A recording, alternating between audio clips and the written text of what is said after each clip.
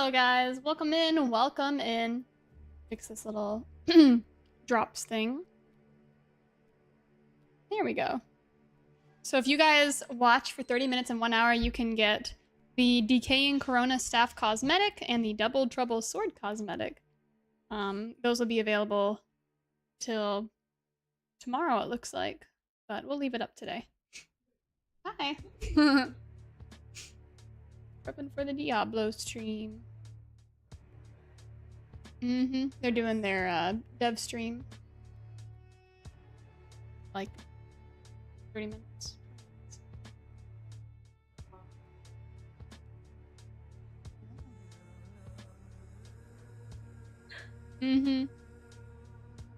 All right. Trying to figure out where I can get the stream to load, but I don't even think they've started it yet. Yep. It'll be on like all platforms at least, but nothing's live yet. Welcome in, chat. Red Hood, Subliterate1, Ross, welcome. Kona and Silencer. I'm late! Yeah! I'm late. I was supposed to start at 12. See.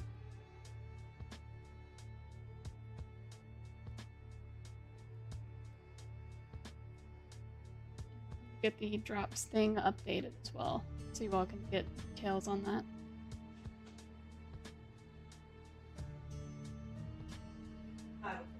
Okay!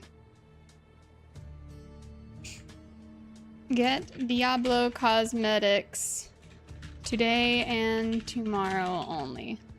Details here. Watch for 30 to 60 minutes for the weapon skins. Skinks. Details here. There we go. Sorry, Alex. Gosh. Oh, man. Only go by Alex. Subliterate is like fake. It's a fake name. It's not real. Oh, man. Well, how are you all doing today?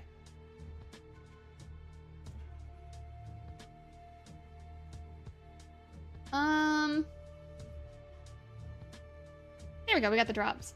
So today I kind of want to react to a video. One of the new Diablo videos they've posted. Let's look.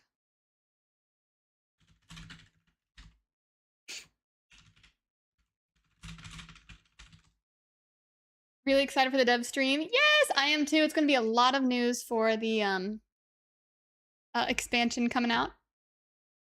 We could react to the Lord of Hatred opening video. I think that could be really fun. All right. That means I have to get it pulled up on YouTube.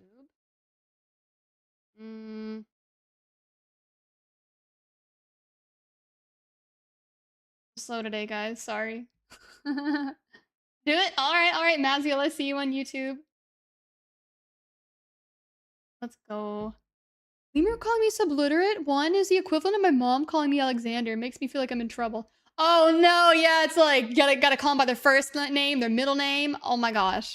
All the syllables involved. All right, let's react first to the Diablo 4 Lord of Hatred opening cinematic. That could be fun while we're waiting. Oh, their dev stream is up as well. I'll probably watch it on their Twitch though.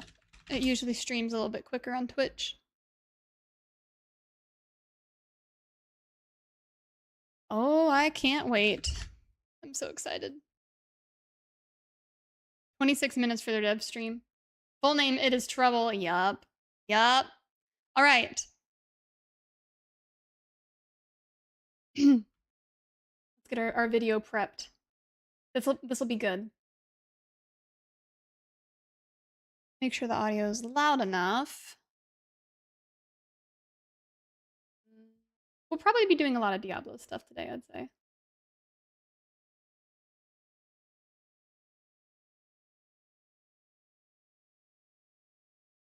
Turn the camera that way.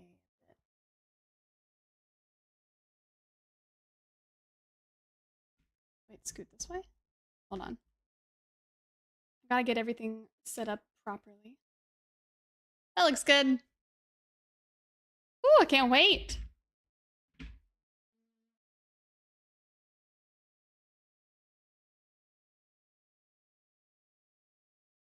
Okay. Now we'll get the video, put on the stream. Is that it? There it is. Okay. All right. Let's react to the Lord of Hatred opening cinematic. I've never seen this trailer. Let's get started.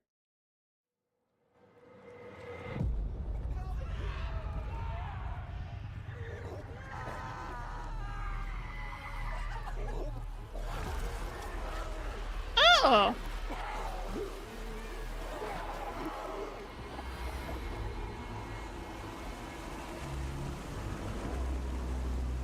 That is nasty looking.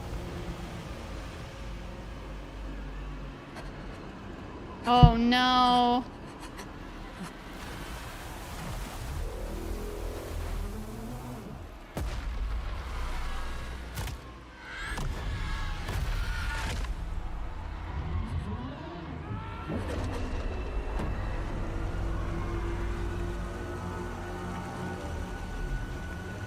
That is horrifying. Oh! Those who touch the stone meet the same fate. No! I need more time! Oh, it's like a vision.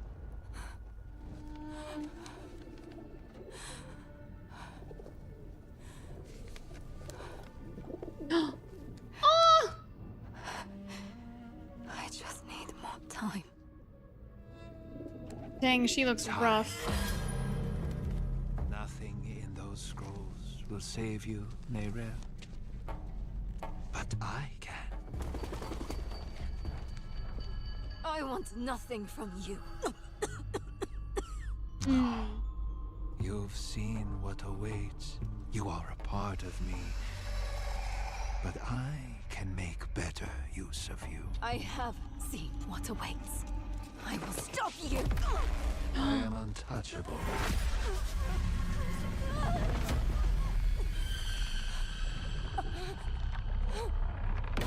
You think you have power here?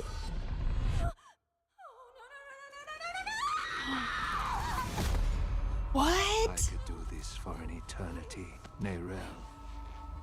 I don't see that you have a choice, but I'd like you to say yes. He sure talks like a demon. You're right. I am a part of you. I was trapped in your mind. You dream.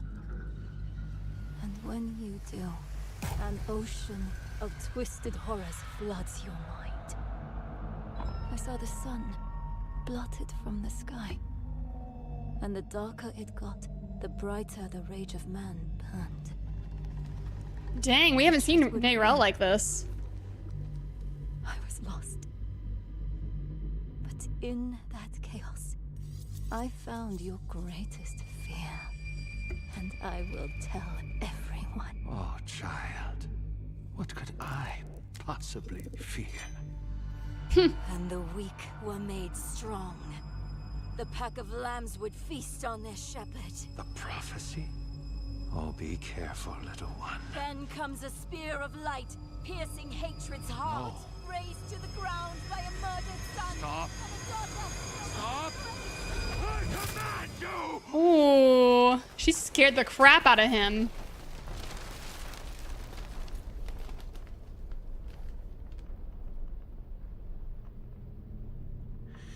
You could have been so much more.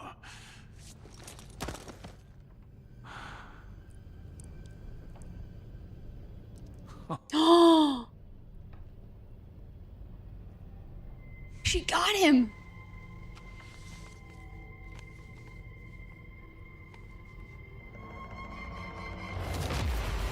Oh, what a... Oh.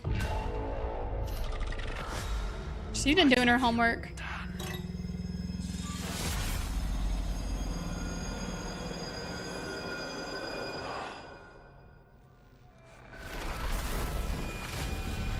Let them come. Go Nayrel, shoot. Let them rise up, feeding the flames of unrest. You know that scared him. Matter.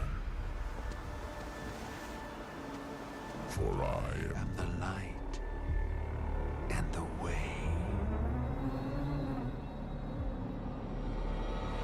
Ugh. Top tier cinematics. What do you guys think? This comes out in just like, what, 5 days? Oh my goodness, I'm so excited. Drop a comment, tell me what your favorite part of this was. I am so intrigued by this confidence and certainty that Nayrel had against Mephisto. It's like she knows, she trusts these prophecies. And there's the imagery when we go back to, I'd say, where was it? Right here. Getting freaking stabbed. That actually looks like Nayrel, like the outfit she would wear, the kind of baggy pants, the hair that's up. Oh, it's so good. Look at that. Could this be the Wanderer? Oh, this is intense though. I cannot wait to just play the expansion. I'm so excited, but thank you guys for watching. See you later. Boom. That can go on the YouTube. The bodies hitting the floor was very Drowning Pool. Yeah, this opening was something else. Very gruesome. Wow. Ooh!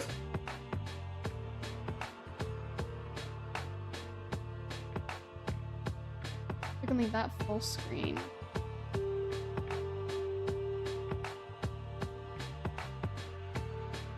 Why is it making the video square? But on my monitor, it's not.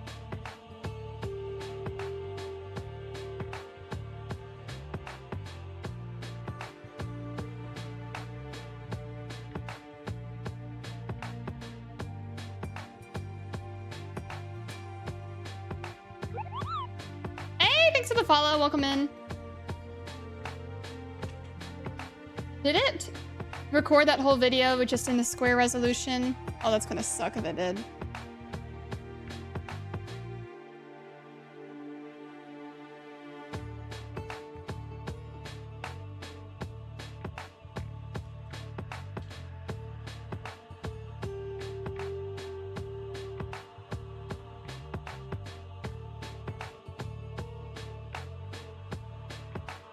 There it goes.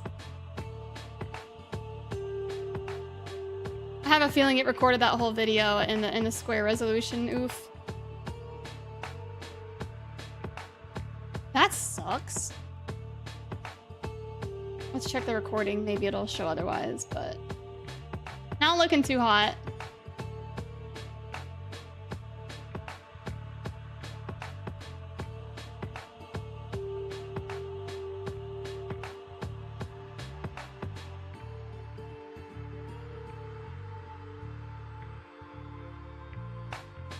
Let's see how the video looks. Let's react to it. It did crop it. What the heck?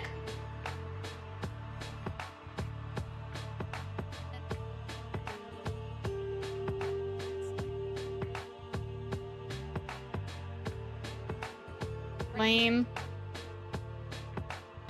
I'll still upload it. It's just stupid that I did that. What are you guys excited for with the expansion?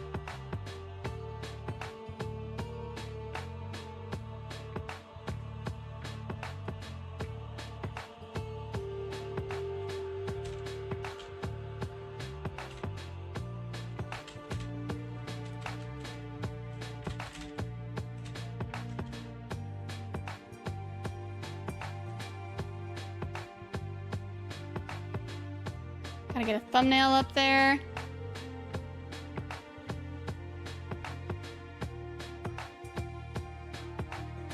I love this little animation thing they have.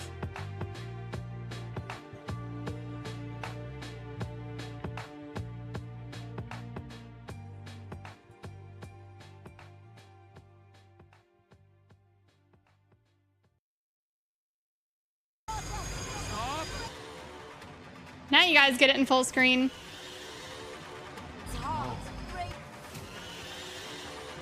Here.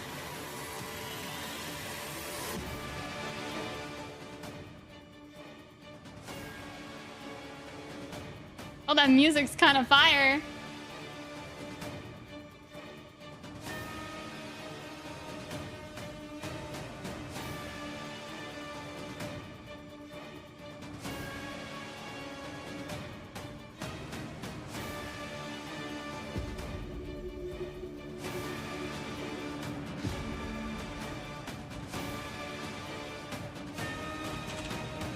What video even is this? Lord of Hatred opening cinematic. Okay.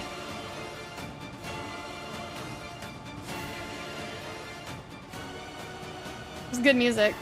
You're excited for the skill tree, Warlock as a new class, and the story? Yeah, I can't wait for the story. And they're overhauling the endgame. Yup. Oh no. Alex, I'm sorry to hear that. That's obnoxious. Are you doing therapy or anything like that? Talking to anyone? Jeez, I bet you're drained.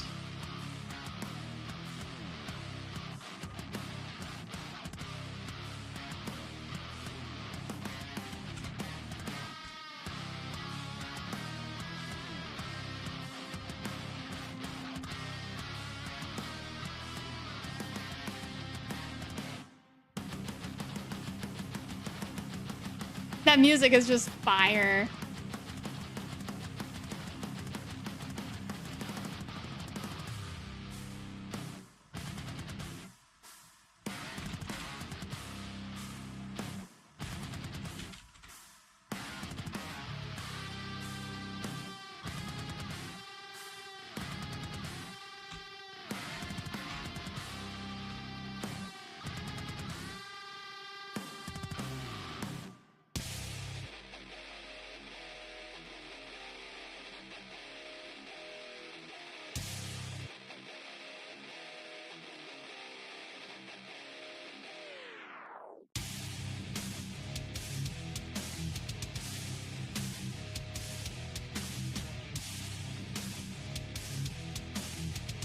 I'm working on this thumbnail still. Just it take forever. We gotta make a shocking face.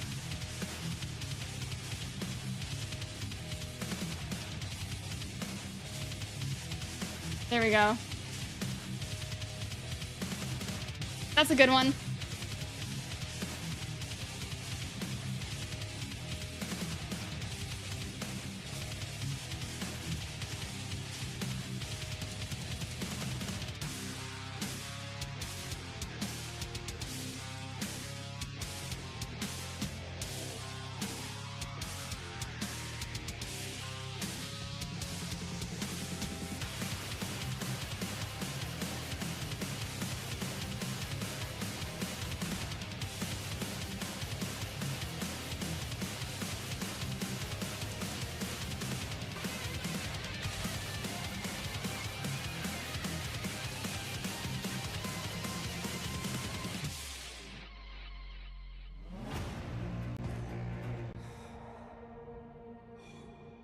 This music's just crazy.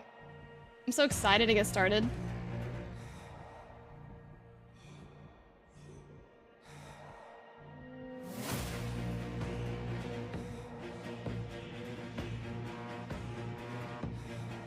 Is this like new boss music or something? Oh, my picture didn't work. Okay, we gotta do it again. Come on.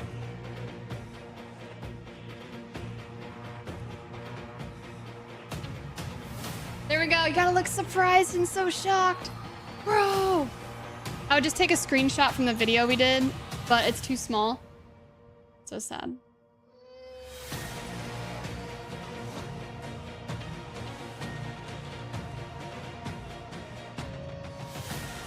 That music is just fire. Like, I love it.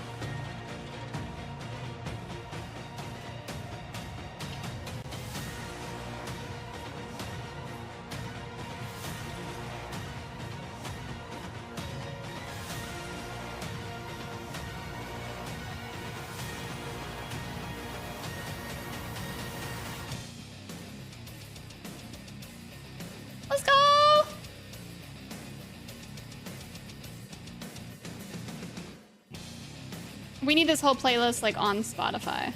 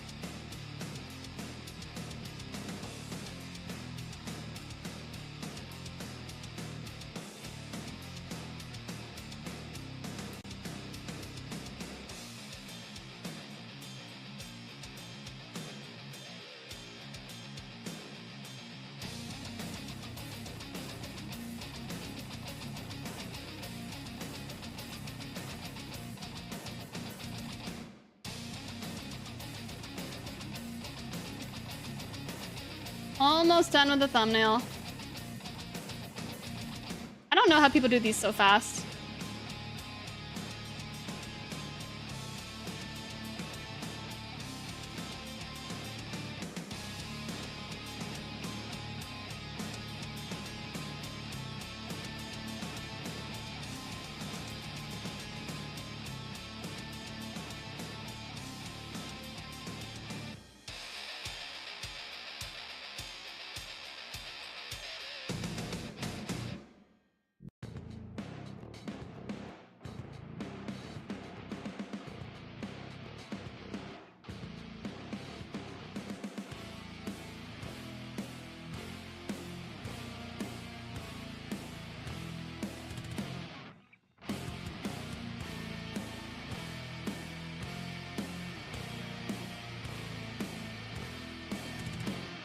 There, we got our thumbnail made.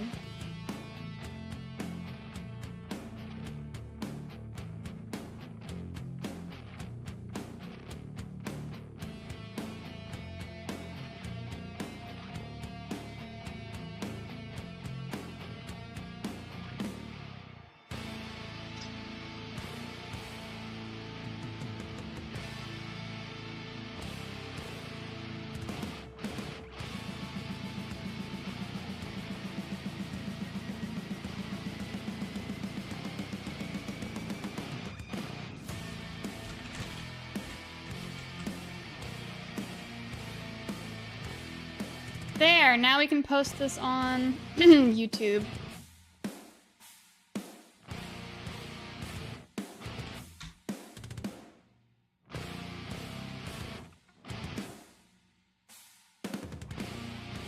Add it to the Diablo 4 playlist.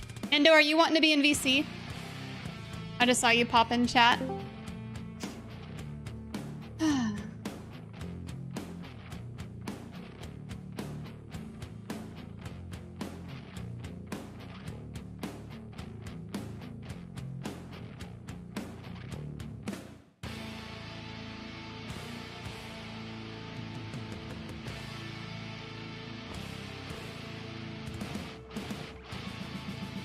Sounds like a Lilith. Oh my goodness, Navy.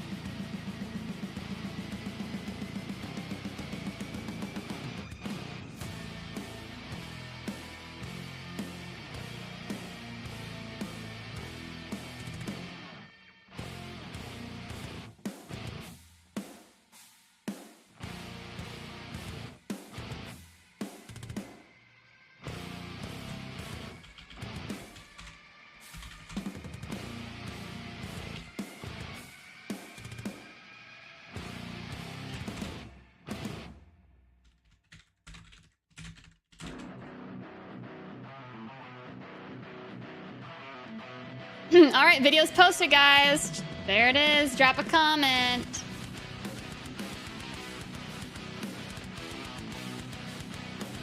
All right, hopefully it's a little less boring. Sorry.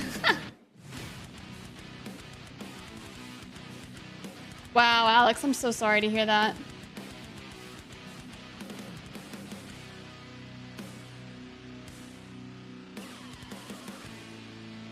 Not yet, Endo. I've been looking.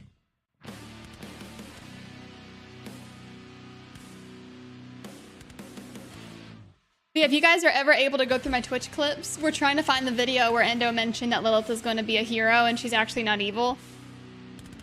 And this was like a while ago. So we're super eager to get that video found.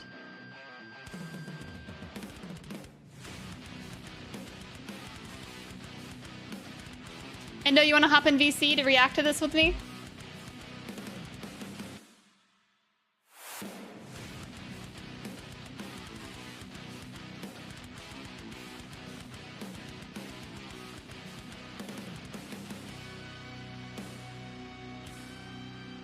One of the main bad guys ended up being my favorite non-villain and forgave them for their actions. Aww. Aw, Groovy, I got you. Yeah.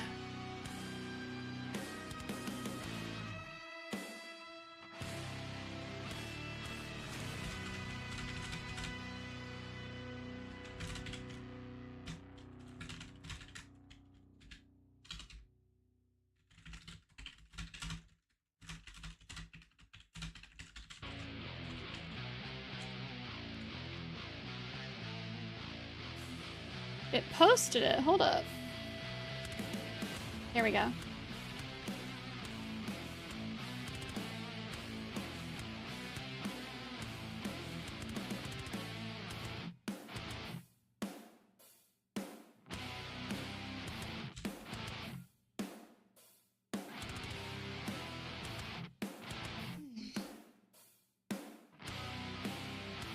We have less than 4 minutes. Endo just goes, absolutely not. Okay, I thought you'd want to react to their news, but chat's okay too.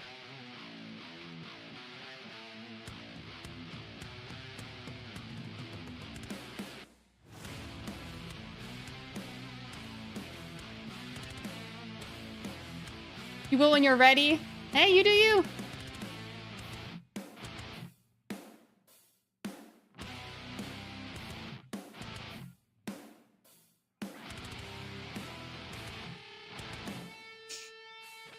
I just wish we could have this as like a wallpaper. This is just, it's insane. Yeah, Alex, that would make sense. But yeah, feel free to message Endo. He'd be more than happy to talk with you. He's been there. Yeah, Stanley. Ooh! Oh, here we go. What was it with Jackson? What's this?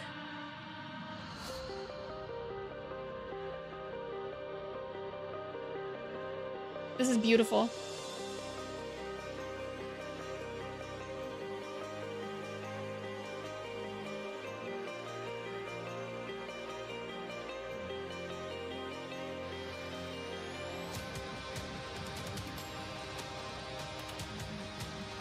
Oh, this is beautiful. Wow.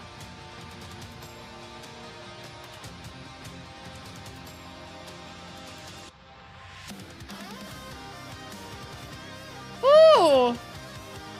That is talent. That is pure talent. Wow.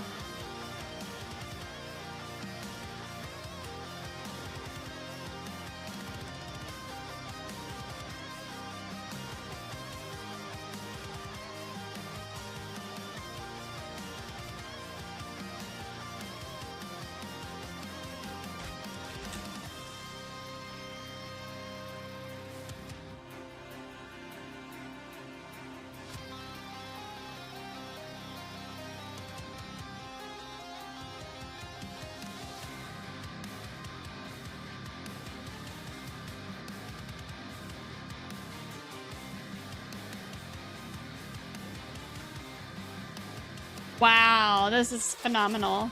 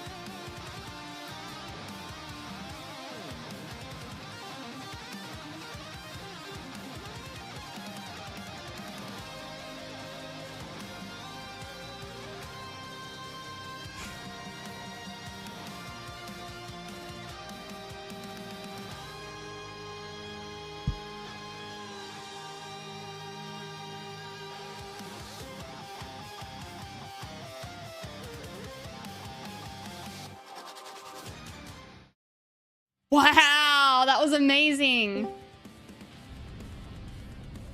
Hey.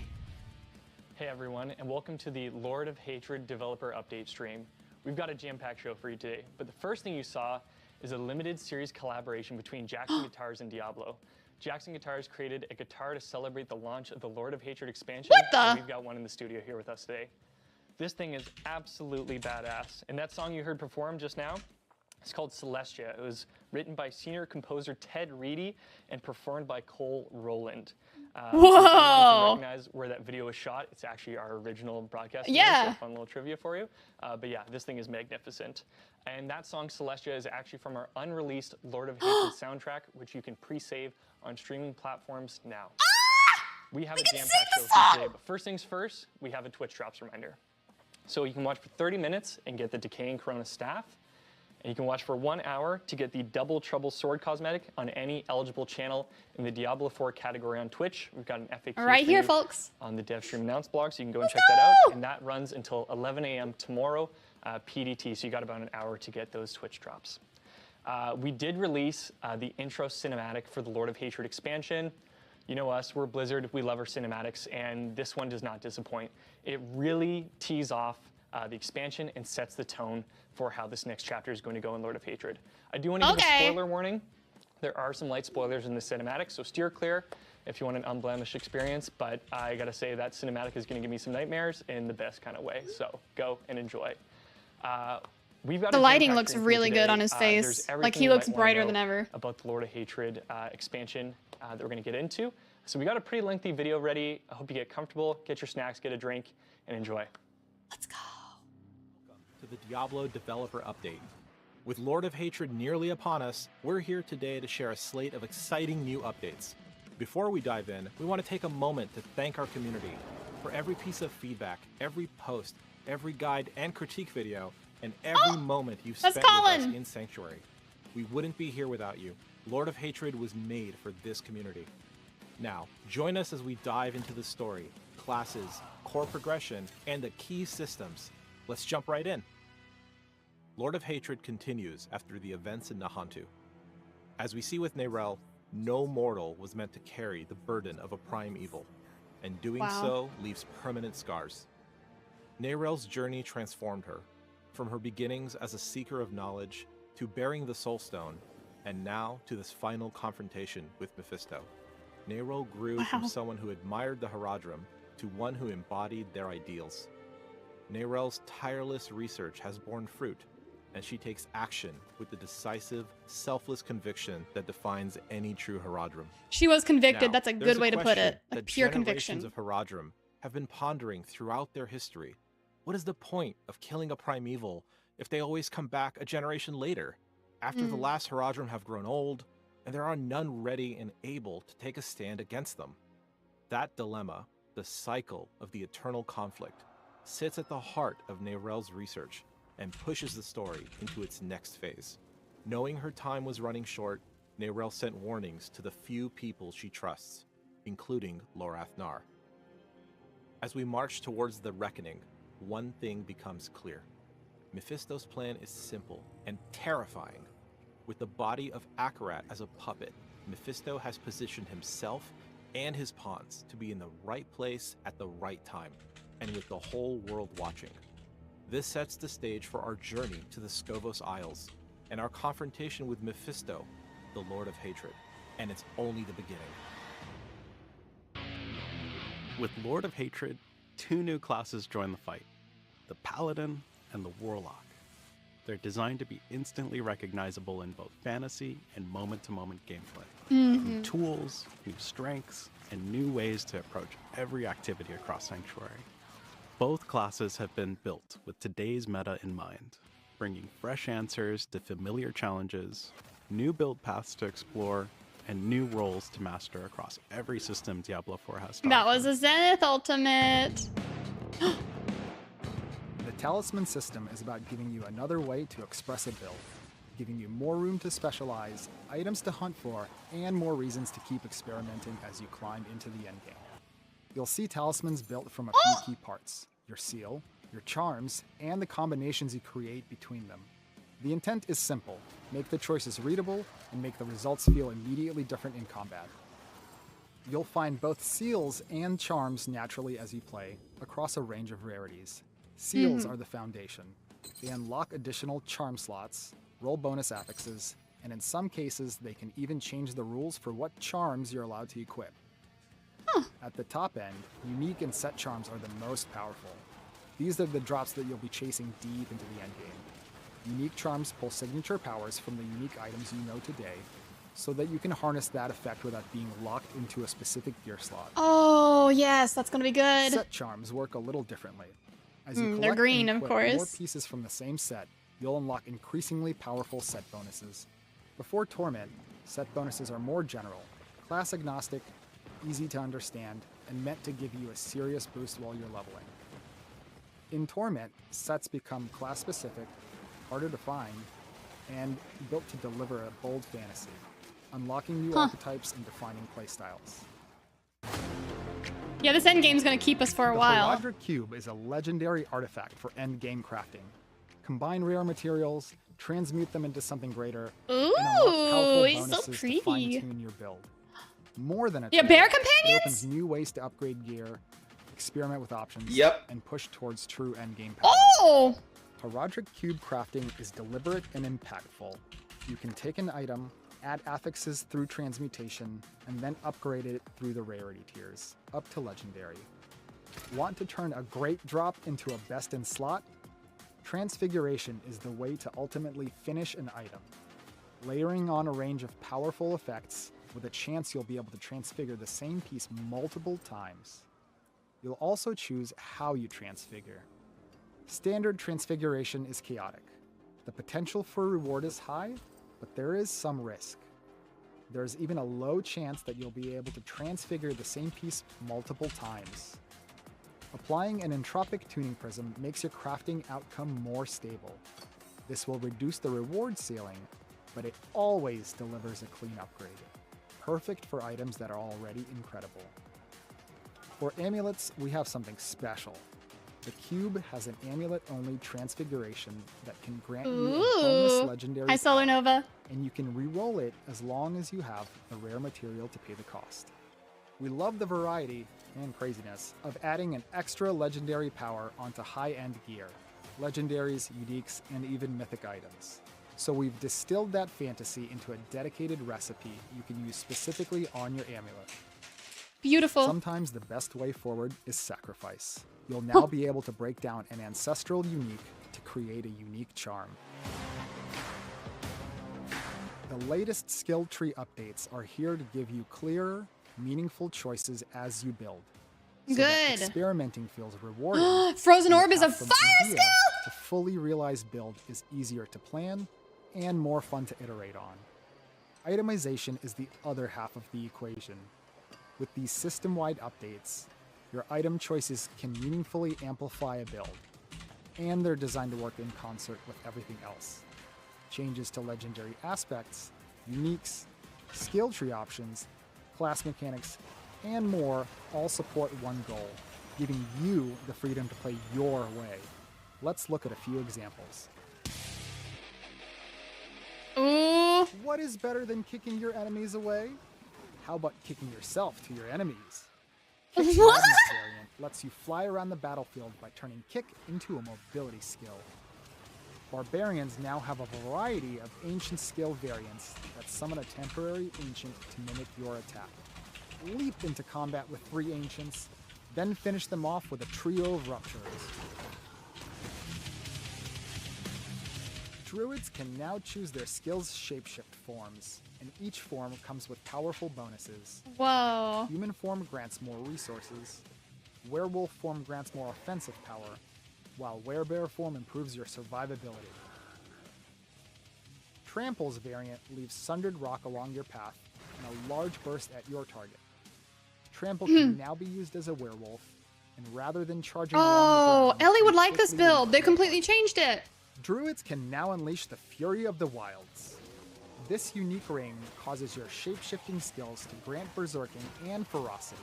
bringing these powerful mechanics from the Barbarian and Spiritborn. So they're giving you way more flexibility. You can take it a step further by synergizing Fury of the Wilds with the additional strikes upgrade for Lightning Storm, increasing the number of lightning strikes for each ferocity you have. Here's Necromancers Necromancer. can now customize and upgrade their minions via the skill tree.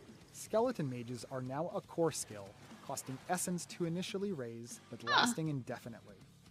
Use the Singularity variant to instead focus all of your essence into a single, powerful but short-lived mage. Skeleton warriors are passively raised from nearby corpses, and activating their ability commands them to instantly attack a targeted enemy. The Book of the Dead now also enhances your minions with the powers of Bone, Blood, or Darkness, allowing them to interact with a wider variety of legendary and unique effects, such as Aspect of the Void. With the Cathan's Righteous Will Talisman set bonus, your enemies will cower before you, immediately being feared for a short time when they see you. Ooh. You also reflect stun and knockback effects at those foolish enough to try to control you. Paladins can unlock ultimate power with the Light's Epiphany Talisman set. Using the Arbiter of Light unleashes That's Heaven's pretty. Fury and Fortress, and allows you to cast Zenith for a short time. What? Okay, I'm doing that. Dance of Knives is now a core skill, costing energy per second to channel. If you aren't a fan of knives and want something with a bit more bang, try the Grenade Jumper variant to throw a constant stream of explosive grenades. Oh, that looks Rogues fun. also have new ways to manipulate the shadows. The Penetrating Shot variant Shadow Shot spawns shades to Ooh. mimic your attack. And Shadow Clone's Sentry variant places stationary shadow clones to constantly fire upon your enemies. Okay, Rogue's looking nice. Oh, Sork time, Sork time. As the Masters of Fire, I know Cold, Endo and does. Lightning, the Sorceress weaves these elements together in their new skill variants. Charged Bolt's Burn Through variant causes the bolts to release globs of fire on impact rather Flashy? than piercing through enemies. This variant excels in up-close and personal combat against many tightly packed enemies. Oh, that's cute. Familiar is the only skill in the game with 4 variants. The first 3 allow you to Oh. choose which element your familiar will always be and gain unique benefits. If you want all 3 elements, the Prismatic Familiar option is for you, causing each of your Prismatic. spellcasts to trigger an explosion of the matching element Oh, from and it's close range. Ooh, Spiritborn Crackling time. Earth converts Concussive Stomp to an Eagle skill, removing the gorilla-themed crowd control effect and instead dealing lightning damage and creating storm feathers for each enemy hit. Whoa. This synergizes extremely well with Aspect of Falling Feathers to absolutely shred a group of enemies. With its new variant, the Protector guards the infected forest. The Centipede Spirit assists by poisoning the area around the Protector, weakening enemies and constantly spewing pestilent swarms. That's kind of cool. Warlock. The Warlock! Warlock arrives as a brand new class in Lord of Hatred. This master of the occult binds demons to their will and unleashes Oh, I love the devastating ultimate so hellfire much. across the battlefield. The Warlock has a dual resource system. Mm-hmm. Your basic skills, like Doom, generate Wrath. Your core skills, like Hell Fracture, spend Wrath to unleash a powerful attack. Oh, that eruption Dominance looks so is good. much slower to regenerate and is used for your greater demon summoning abilities, like Infernal Breath that spews fire at Okay, nearby that is enemies. cool. To unleash ultimate destruction, channel the Armageddon ritual variant of Apocalypse, calling down a relentless storm of fire Whoa. and brimstone Oh. on the battlefield. Oh, this Endgame is in good. Diablo 4 should feel continuous. No stopping, no waiting, no friction between what you want to do and how you want to do it. Yes, The fight to defend yes. Sanctuary continues in our new endgame system, War Plans. Choose your favorite activities, chain them together, and then customize the hell out of them. You start at the command table in Temis, the capital city of Skovos. You pick your activities with almost everything on the menu. As you make progress, your command table levels up. It's like a skill opening tree. up a wider range of options, including higher node rarities and deeper chains, with up to 5 activities in a single war plan. Warplanes also grant the ability to teleport directly to the next activity in your playlist, and eventually back to Temis to claim your rewards and create a new one. And if you don't have a Nightmare Sigil or a compass, not a problem. Warplanes can generate one on the fly if you don't have your own. Interesting. Warplanes is all about giving you more choice. Want to burn through a stack of sigils? Do it. Want to hard focus on one lair boss for your session? Go for it. Warplanes does more than enhance your endgame, it connects it. Completing Warplanes will also feed into activity trees. That so Each sounded activity has ChatGPT. its own tree that you can invest in to customize how it plays.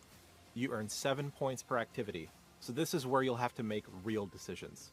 Let's look at the lair boss tree, because it's a great example of how deep this can go.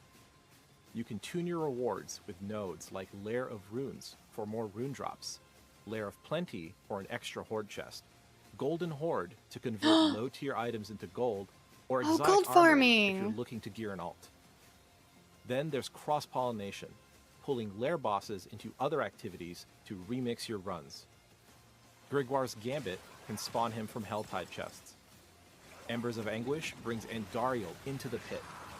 Out of the Cold allows the Beast and Ice to join every Nightmare dungeon boss fight. Keep him away. The Pit Tree gives you a completely different kind of control. You can dial up risk and reward with Choron's Haste, Heart of Stone, the Pit Butcher, or modifiers like Damned Thieves. Or you can pivot the rewards entirely, converting glyph upgrades with nodes like Choron's Soul and Choron's Flesh. This is just the tip of the iceberg. There are 100 different modifiers spread across the activities in the game. With Warplanes, you get to define your own endgame. Yes! Fishing is designed as a laid-back collection activity, a chance to slow down and unwind between battles. You'll unlock it early after arriving. So relaxing. A short quest line will introduce you to the basics, and it'll teach you more about the wide variety of fish with different rarities and multiple modifiers to chase. Fishing is more fun with friends. You can trade any fish you find, no matter how weird, bloody, or celestial they might be. We can It trade helps your fish. fellow wanderers finish their collections. As for where you can fish, so good. almost anywhere there are fish, and maybe even a few places that might surprise you. So take a deep breath, enjoy the calm you've earned, Beautiful. and appreciate a quieter moment in Sanctuary. But who knows what else lurks beneath the wine dark sea? When Lord of Hatred is released, we'll also be making major updates across both seasonal and eternal realms. Permanent updates across realms will include the major skill tree improvements we've discussed, alongside a level cap increase to 70, extending torment tiers, a loot filter, map overlay, pathfinding, Give me that loot filter. plus a pit overhaul and itemization updates. For players on the seasonal realm, there will be character resets, a refresh to season rank challenges with new rewards, Wait, and what? updates to the tower and leaderboard beta, all falling Character in the season resets. of Reckoning. This season brings 2 additional season ranks, unlocking over 100 season rank challenges for those who keep Obdicite. climbing through Sanctuary's trials. Push past your limits, conquer fresh objectives, and claim rewards worthy of your growing legend. With this update, we're here to make more affixes matter and make item choices contribute meaningfully to your overall power. Common, magic, and rare items contain meaningful value in endgame because they can serve as crafting bases. You can later add affixes to them and upgrade their rarity using the Heraldric Cube. They will continue to drop in Torment difficulties, including as ancestral items, and they can also roll with greater affixes. Yeah, With fallen. this update, auto-salvaging of lower rarity items in Torment has been disabled. Something we're excited about is damage multipliers on gear. Gone are the days of tossing out items with additive damage. Damage multipliers stack additively with themselves, but are multiplicative, vastly leveling up the item game and depth when it comes to the perfect item. For uniques, we're opening things up by reducing the number of always fixed affixes and rolling more from the available pool, giving you room to chase truly optimized combinations for your build. Tempered affixes went through an overhaul. Unique and mythic items can now be tempered. 200 Unique and mythic legendary items can be aspects have been tempered! refreshed with design updates. You guys are Gems are getting a major upgrade. Weapon gem effects are significantly stronger, and we're including new gem tiers. We've heard your feedback on stackable items, and we've increased the stacking size to 1,000. Thank you. You guys listened. On the quality of life side, one of the biggest additions is the loot filter.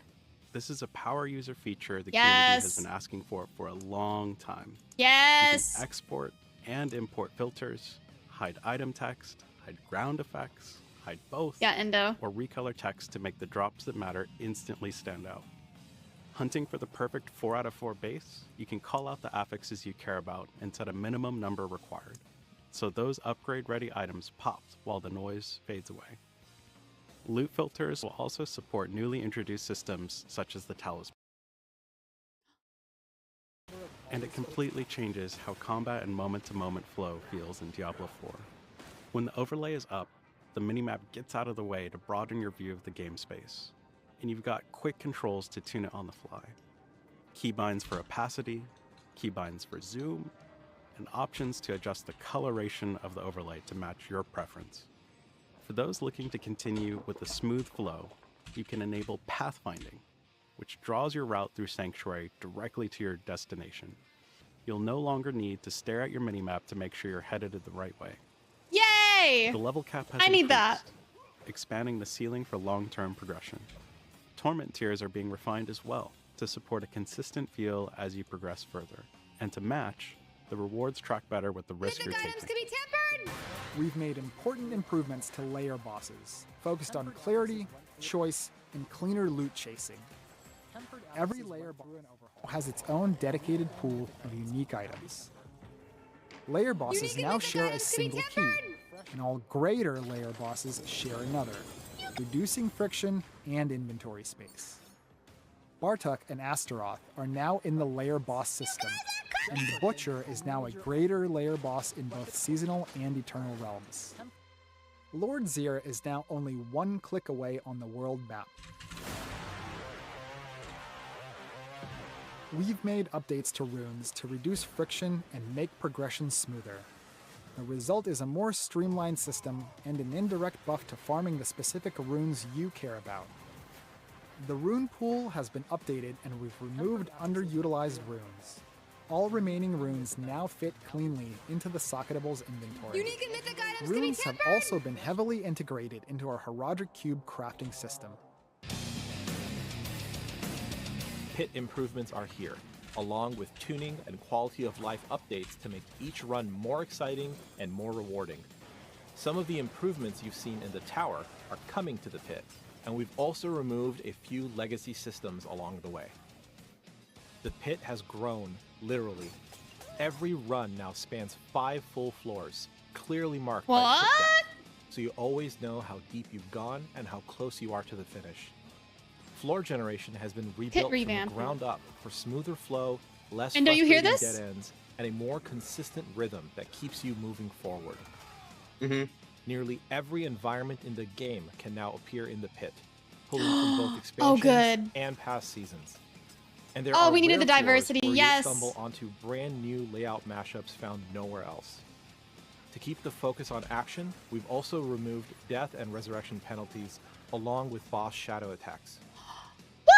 Spawning in the pit has been tuned to They got feel rid of fair, boss shadow deadly, attacks. and exciting. Shrines now use a flat spawn chance, giving each run a more consistent baseline, while still Good. allowing for the occasional lucky spike. Almost every variant of every monster family can now appear, including very rare and special populations. Progress now scales with real danger, meaning tougher enemies push the bar faster. And yes, treasure goblins can now invade the pit, alone or with all their friends, with bosses, goblins, and treasure chests all capable of dropping loot. Pit mastery objectives are now fully formalized, with the tracker clearly showing both party and personal progress. Boss encounters waste no time. Bosses now ambush your party by spawning directly on top of you, and without clearing existing enemies. On top of that, the pit will now pull from the tower boss roster, injecting even more variety and unpredictability. Good. The pit every needs to run. be very, very varied.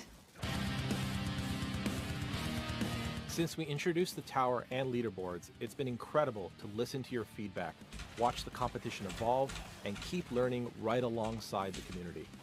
Now we're bringing a focused set of updates, more reasons to climb, clearer ways to compete, and smoother moment-to-moment play. The Artificer's Stash is a new feature coming to the tower. This provides valuable caches that contain items with guaranteed greater affixes, along with currencies and even lore books. These treasures can only be earned by climbing the tower, and first-time completion of higher tower tiers awards the Artificer's favor. The new build viewer captures a snapshot of every build that ranks on the leaderboard. When you click a top player's leaderboard entry, the viewer displays that saved snapshot, making it easier for everyone to see which builds Thanks are for the performing alert, best guys. in tower competition. New environments, monsters, and bosses are arriving to keep the tower experience fresh. In addition to starting a tower run when you exit the circle, your run will now automatically begin after a brief countdown. And hey, did you mess up the run? Did you just barely make it? Did the Orb Goblin run away? Is that the best you got? The Artificer himself will now offer some commentary. Please try your best. He is watching. I love it. Lastly, we're making tower competition timing better and fairer. Based on player feedback, leaderboards now start on Thursdays after a release or patch. This permits the time needed to address any major issues before the community-wide competitive aspect of the tower begins. That's a quick look at what's ahead with Lord of Hatred and Season of Reckoning. We'll have more details in our blogs, patch notes, and deep dives. So if something here caught your eye, you'll be able to dig in right away. See you all in Sanctuary. Welcome. Whew. Okay, that is a lot to chew on. As Zovan mentioned at the end of that video, we will have our official blog launching after the stream, so you can go and check that out if there's extra details you want to chew on. But additionally, we will have Q&A towards the end of the stream, so if you have any questions that weren't answered in that overview This lighting video, is so feel free good. to I drop love them in it. the chat. We'll grab those and answer those close to the end of the stream. Do we have any But questions, who Endo? better to get into everything with me than a very familiar cast of crew? We've got Colin, Zovan, and Art back on the stream. Welcome, fellas. Hey, yeah, great to be back. Great to have you guys The here. shirts. So I know we did go through, everything coming with Lord of Hatred in that overview. We do also have Season of Reckoning launching at the same time as the expansion. And I know this is going to be a little Endo, bit let's write different down of any a season questions we have. because it is coming out in tandem with the expansion. What can players kind of expect to see for Season of Reckoning? Yeah, so kind of as we covered, More vault vault- space? vault Huge staff stat changes, changes. updates, skill trees have been revamped for every single class. There's just a ton there. In addition to that, season rank has actually expanded. There's more of it. It's over 100 different objectives to conquer, and eventually Tower will be turning on, as we said. But yeah, this will be kind of a special season to keep focus on the expansion. And the idea is future seasons. Those will are return cow more to the demons, regular bro. stuff that we're used to. Yeah, I was like, their This will be shirts are the sort of matching. campaign and all I that bet you good those are in the stuff, game. and seasons and eternal, whatever tickles your fancy. And I love too for Season of Reckoning because so much of it relies on seasonal rank. There's so much that Are they you get to brothers? passively do just as you're playing the What? game, right? So it's Yeah, not as though you have to. absolutely. It silos you to a totally different content piece. You get to Ooh, chip away. Kedgen, on it, ask just that as on you're their playing live. the They might experience catch and it. That's a everything good question. else. So, There's super fun. also a lot of goodies packed in there. A ton. Yeah, a lot of rewards spread throughout. I'll ask as Gotta love well. some rewards. But of course, I do really want to know from you guys with the Are expansion we coming out getting soon, another with so much stat launching. What are you all most excited for? There, I players asked to for get their Kedgen on my end. hands-on for the Lord of Hatred expansion. Yeah, I would say something that exists in the game. I would say probably the skill trees. I think we've talked to death about it, but really it's hard to sort of understate or overstate. I should say how transformative it is to actually play with it. Like it's actually hard for us to play on live right now just because there's so many more builds. Art mentioned in the video that we touched like over 200 aspects. We've also added just a ridiculous amount of uniques to the game. We've ensured that like literally every skill in the game has a unique that can talk to it. and interface with it. Ooh, okay. I mean, it all works with the variants and the sort of upgrades in the skill tree. And I just can't wait to see kind of all the crazy things that the players cook up. Like a huge goal was to like blow out the number of builds in the game. Like if you love build crafting or if you love making your own sort of zero to hero journey with tons of weird I wanna awesome be a ends in your zero to build, hero. like this is the expansion for you, and I just can't wait to see what happens. Yeah, I mean, across the video and even in the blog that's going to recap a lot of what we talk about here, there's only so much we can do to kind of describe how all these changes are going to be. You really are just going to have to jump in game and experience it for yourself because all of us played Diablo so differently. And I think I saw in chat as that came up, Skydragon said, "Inject that into my veins." So I think that kind of puts it pretty well. So pretty pumped about those changes. But yeah, that's awesome. How about you, Zavin? Warplanes, hands down. I'm so excited. We've never really had something Man, like their this shirts. to just so deeply modify all of our endgame activities. It really is. When we say like you get to make your own endgame, we really mean it. We have 100 nodes across all the activities in the game.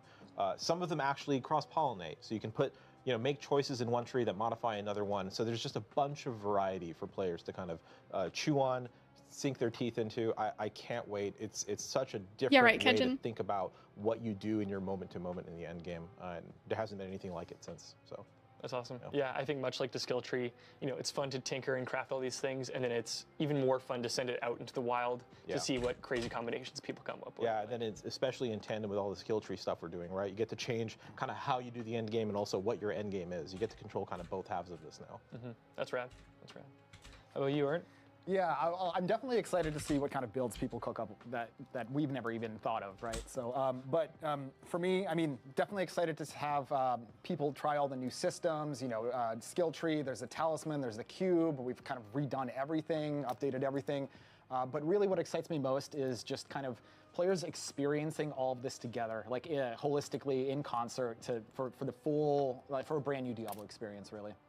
Yeah, and it's something that we actually do point out in the blog that I think is really exciting too, that we touched on a little bit in the video, is like there is so much that's changed to the game regardless of whether or not you own the expansion. So if you're just coming back to, play Diablo hey, over the weekend, Turtle. and you just want to get I see you in back into it chat. for a little bit, so much of the game does feel different. And, if you're playing on Eternal, if you're not playing in the expansion, so much has changed for anyone who plays Diablo. So like you said, all players get to experience it at the same time. So it's a lot of really cool changes. Yeah, I actually saw a comment. I love their I background. was This is watching crazy. The Warlock video, and they're like, oh, whoever designed and worked on the Warlock and Paladin, the team that did that should do that to the rest of the classes. And it's like, well, you're in luck, because absolutely the same team has killed it and updated every single class. So you don't even need the Warlock or Paladin to experience sort of this new, I would say, generation of class, which is super cool. That's unreal. That's awesome.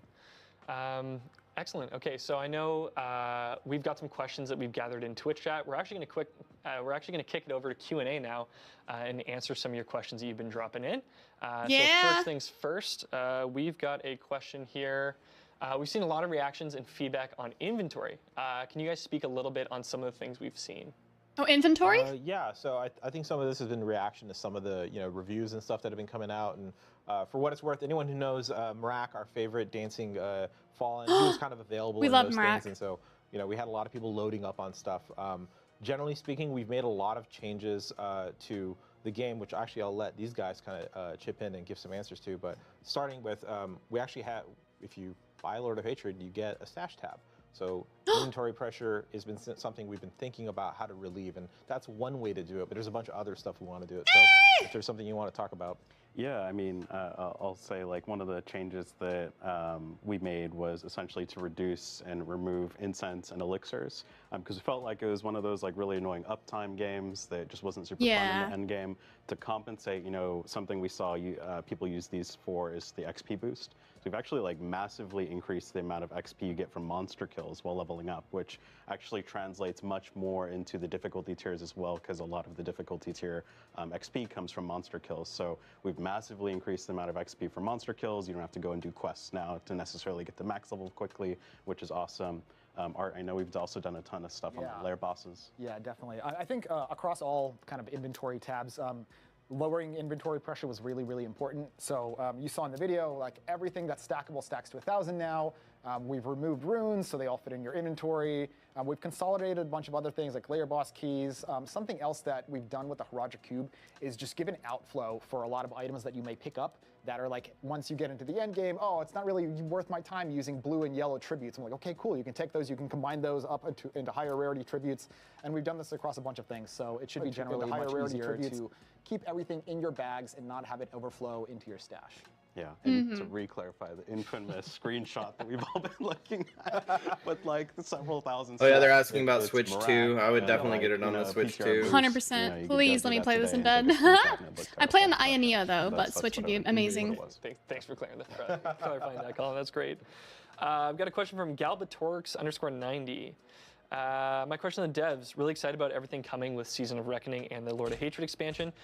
Could you share how the team is approaching the evolution of endgame systems to create a cohesive gameplay loop that keeps players engaged across both seasonal and the expansion's long-term progression? I think I can take a stab, and we can probably all take a stab. Yeah. We'll try and keep it short because we could probably talk about that for like an hour. Of course. You know, I think like really Lord of Hatred is the ultimate, I would say, build crafting and power fantasy. It starts with the skill tree. We've updated a ton of the foundations of all the classes. We've even updated a bunch of keywords and mechanics. You'll get to experience that when you play the game, and we're very excited about that. So we've updated the foundation. We've reworked a lot of the itemization and updated it and upgraded it. So like if there's things you like about it today, we've massively improved it. And then, you know, the power fantasy side, what is a better power fantasy than being able to influence the world around you beyond just your character? And that's what War Plans represents. That's what the meta progression trees represents. So, you know, it's really about giving you a lot of control and giving you a lot of things to tinker with. Our hope is that you only see like a fraction of this every season that you play. I would be shocked if you're able to play every single class, every single build, every Game single just War died Plans for me. permutation. Uh-oh. I'm rambling, but I'll toss it back over up. to these guys. Yeah, I'll throw out there that you know, one of the things that helps kind of the end game feel really good is making sure there isn't a bunch of bloat. And you know, the game's in its, you know, has a couple years on it right now. Just making sure that we go through and are diligent about like, hey, is that serving a purpose in the game still? Does it need to be there? How important is it really? There's things like elixirs and incense. How important are they really? They're just like a tax on your time to go make sure you have upkeep and things like that. But also down to the lair boss keys. Right? So do we actually even need that many? Does the game need that many? So anytime we can go through the game and find these places where it's like actually removing something, streamlining something helps make everything better, right? It uplifts everything else because now you don't have to waste your time thinking about these other concepts. So that helps everything be more connective, right? Because they're not having to kind of connect to a dead part of the game that doesn't really matter. Like elixirs, again, is a really good example of what was it really doing for you other than an XP boost? Okay, fine, here. Monsters just give you better XP, now you don't have to do elixirs, right? Yeah, I like that. It's like eliminating all the chores. And I think, you know, one of the great ways that's baked into War Plans too. Yeah, elixirs were dumb. I hate them. How, Yeah. if you don't have a key for a particular activity that you're getting into, it just makes one for you. It's not like, oh, you don't have to go into the world to get a, you know, a lair boss key that you need. The game is just like, no, you got it. You're good. You can just and then move along. also, if you find a key you do like and you want to run, you can just run that instead. Yeah. So it's kind of the best of both worlds. Yeah. I like that. The one thing I'll add, and I'll try to keep it brief, is that like one of our goals was that we really want the game to feel like it's broadening and expanding as you progress, and we've done that with the skill tree, with itemization, with war plans, with the cube, and really I think kind of speaking back to Colin's comment about there's so many different things and so many permutations that you like realistically won't be able to see them in one season. I think that kind of helps that feeling of the end game being fresh and season over season. Yeah, I'll add one more thing.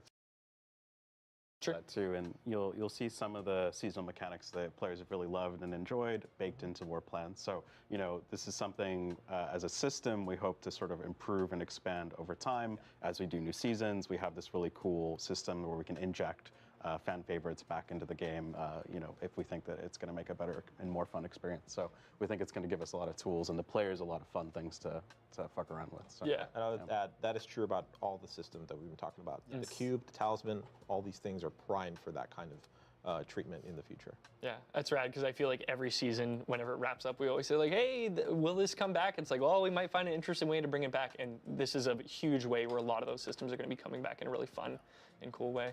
Absolutely. Hell yeah. Nice. I've got a question from Mippy, one of our Diablo partners. Hey. John, I know you kind of mentioned this.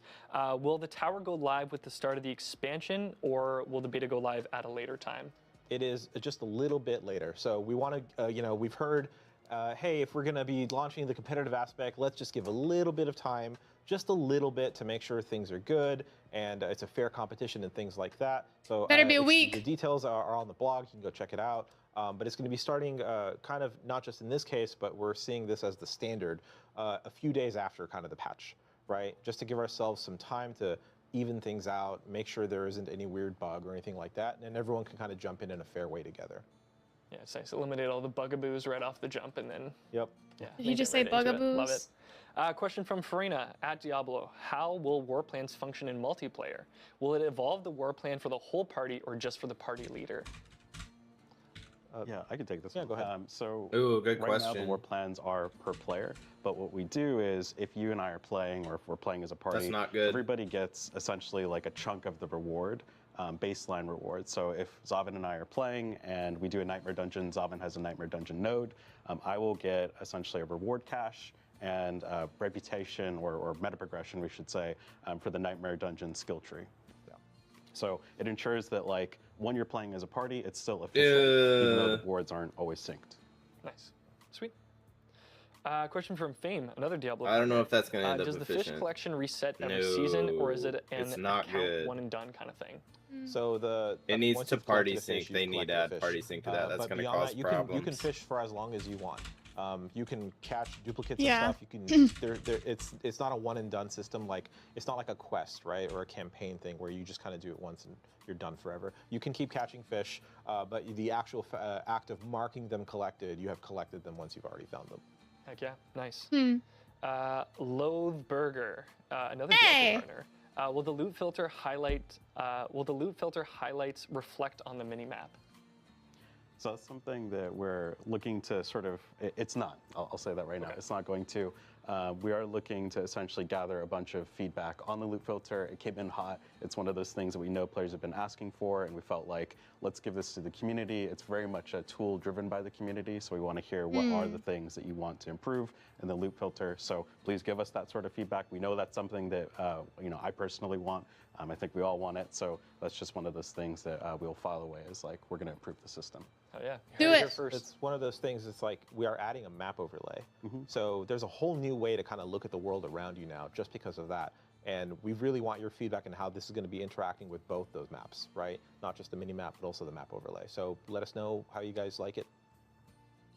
Yeah, please drop us your feedback. And I mean across the whole expansion, we are going to be absolutely eagle-eyed on the forums, on socials, just checking everywhere from our partners.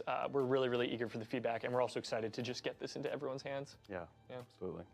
All right, Enigma 42K. With itemization and the skill trees being overhauled, how is masterworking going to change, and how is it going to affect the way they interact with skills compared to how they work now? We just updated masterworking in season 11, so we're not really planning on making any updates soon. Mm-hmm. Yeah, it still has quality. You'll still be able to get that through transfiguration, but we actually like how the system's working right now. So. Heck yeah. Yeah. Hell yeah. Nice. All right, our last question. I am the berm. I see the level cap now goes to 70. Does the Paragon cap rise as well? No, we're keeping it the same. We think that that's something that we think is like a good sort of thing to chase towards the end of the season. Right now it's like super grindy from 20 to 300, which we like because it's kind of like, okay, you've gotten all the major nodes within your Paragon. Now if you just really want to sort of grind out those core stats, you're more than welcome to. I will say we've also increased the amount of XP multipliers from Torment. So, if previously 300 was like close to within reach and you're like, I think I'm good, I'm not going to play for the rest of the season.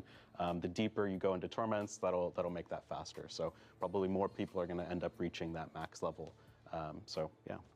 Nice. I feel like we've all seen the like dreaded calculation on the subreddit where people go Yeah, like, you yeah, hit yeah. 297, you're only halfway there, man. Yeah, Like, exactly. Yeah. so I'm glad that there's that now, like that XP boost to kind of push you to that extra.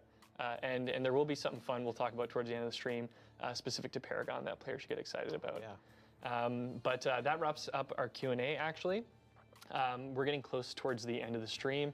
I do want to reiterate, like for Q&A, there is a ton of information in the blog. You will notice the 3.0 patch notes are a bit lighter than usual, but that's because to list out all the skill tree changes would have been near impossible. So we've now just made that illustrative in the blog. So thank you. So yeah, I do just really want to make a note that like, I thank you guys for being here. I know it's an incredibly busy time. I am actually really excited to say as well that we are sim shipping this blog in all languages too. So that doesn't always happen, but everyone can chew on that time, on that information all at the same time. And I know we do have a few call outs closer to the end of the stream that we're gonna get into. We have the Jackson collaboration. We have another collaboration. It's a really important one. I'm kind of blanking on it right now. But I know we're gonna kick it over to it soon. I really don't know. I don't remember. Sorry, I don't. What are really we have my notes up watching? right now? But one sec. Let me just kind of bump this around. Oh, we've actually got a very special video that we're going to kick it over to from one of our Endo, look at his mug. Enjoy. Corn collab? Yeah, what? Today is the day. It's Brian and Will We have collab! something for you. We've heard from you guys for so long, desiring new music. Today's the day. What is this? We are so excited and pumped to announce to you our new song in collaboration with the iconic video game Diablo.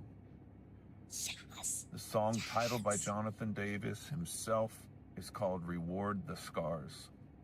Whoa. As huge fans of Diablo, man, this is just a massive honor. And, you know, Jonathan is an avid gamer, as most of you know, and his #1 game has been for years. He's the biggest fan of Diablo. Oh so, my gosh, I had no idea. Specifically for him, this is a huge, huge thing, and but all of us as well. We also have a video coming out, a killer video, intense video. I mean, you guys are gonna trip on this thing. It's coming out April 27th, 10 a.m. Pacific time and 1 p.m. Eastern. And so look out for that, as well as April 27th, Diablo 4, Lord of Hatred, releasing 4 p.m. Pacific time. You guys, we hope you love this, man. We hope you love this as much as we do. And we're so excited for you to hear it. And so we will see you there.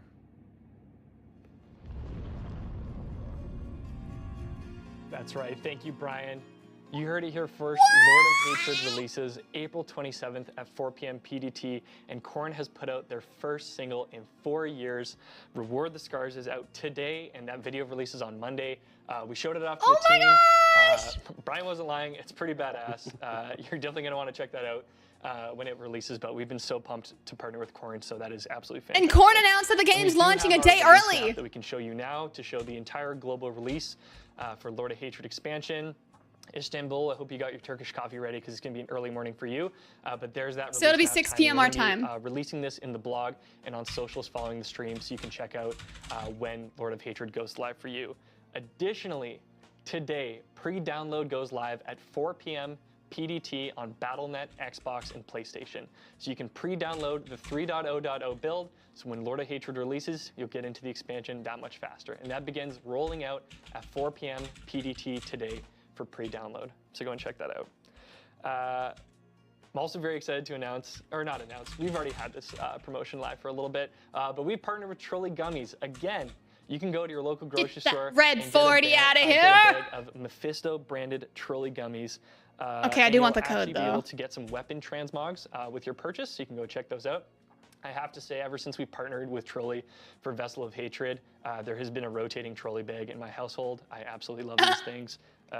They are sensational and delicious.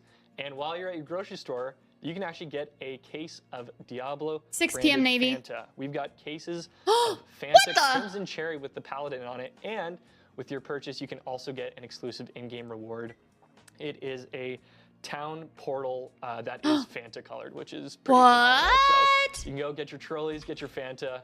What's in Fanta? And have a great time. So enjoy Oh, it's that. got red 40 still. Additionally, I ain't drinking we've it. got some really exciting things going on in Overwatch. Overwatch is celebrating the launch of Lord of Hatred with 5 new skins and some other goodies in game. They've got sprays, avatar, name cards, you name it. That Ramatra Mephisto skin looks phenomenal. They're going to have Twitch drops as well to celebrate the launch of Lord of Hatred.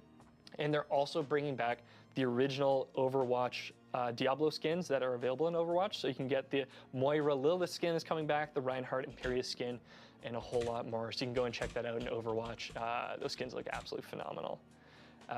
And I alluded to this a little bit earlier, but with the launch of Lord of Hatred, we've got a really exciting community challenge that you can sink your teeth into.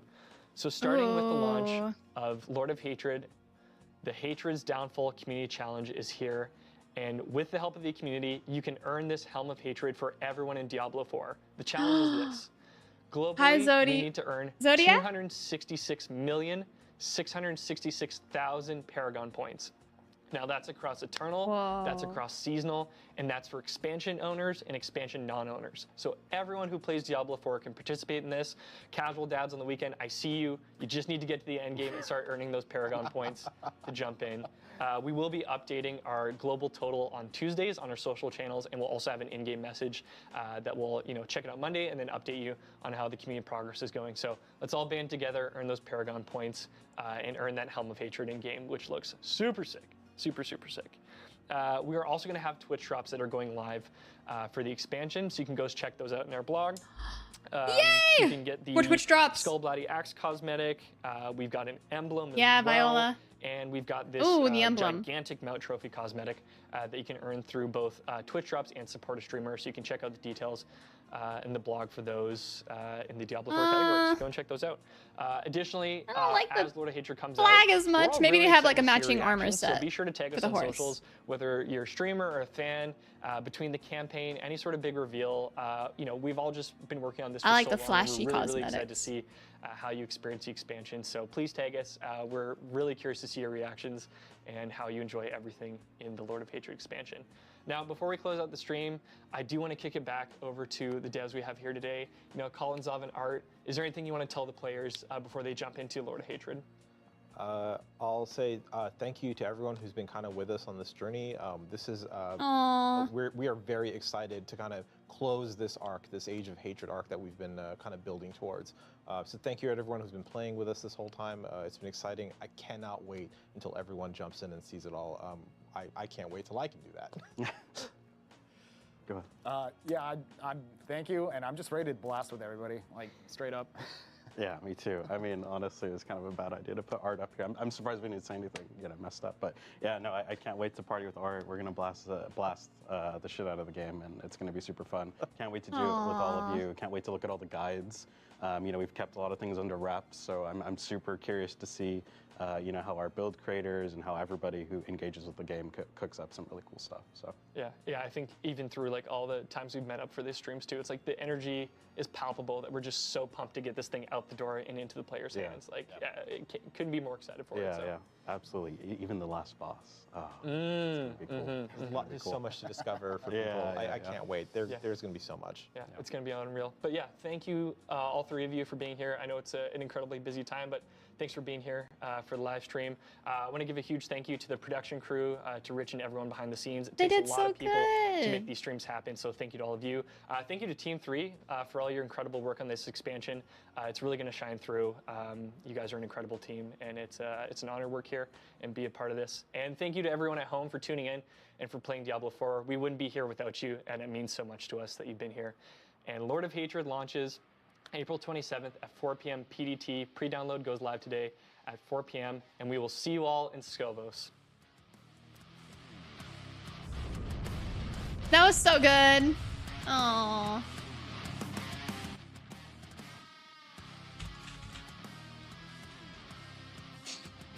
Wow. You just saw the Pragmata shorts? Oh, those have been fun. I've enjoyed that game. Oh, I'm so ready for Lord of Hatred. Ah! The last boss, they're making it sound like there might be a boss after Mephisto. That would be interesting. What do you guys think?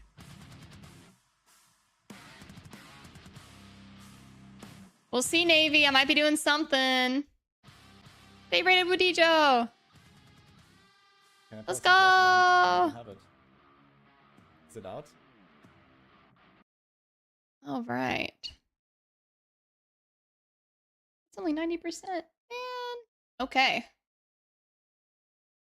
Well, what did you guys think?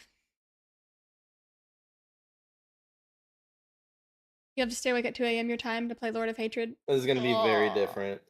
I'm excited. Very, very different. Wow. Have they done mobalytics? Let's see. Can we start making a build for the new Paladin stuff? We may not have access yet. Go to build planner. Paladin.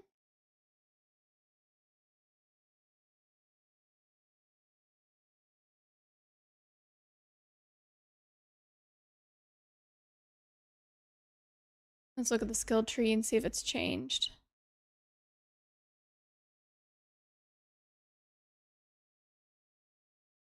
think it's still... Oh.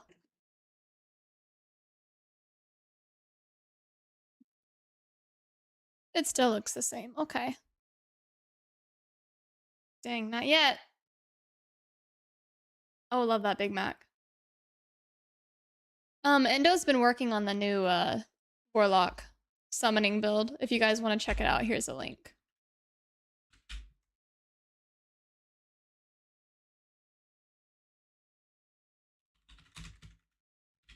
Summoner.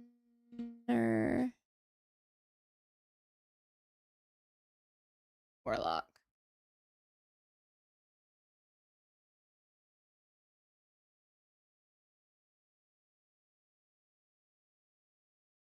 So here's what Endo's got so far. Aw, thank you, Marky. Let's go! Navy, do you have a PlayStation Portal or Steam Deck or anything like that?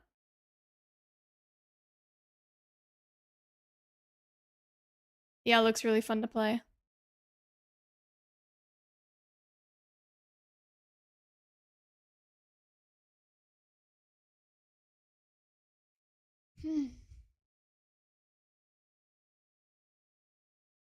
Diablo 4 blog. Let's see if they did the blog yet.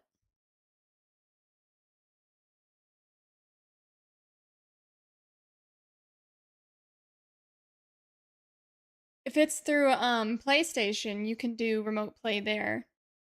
Like via console with Wi-Fi. For PC, you would need like a Steam Deck or some type of like portable. You could do it on a laptop and stream it. It'd be a lot like a PS Portal.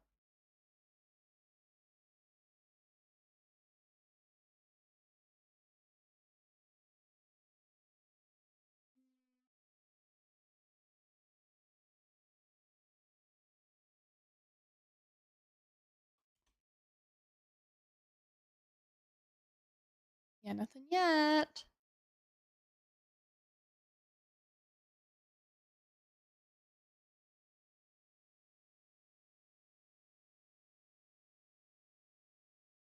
Ooh, the Warlock just looks so crazy.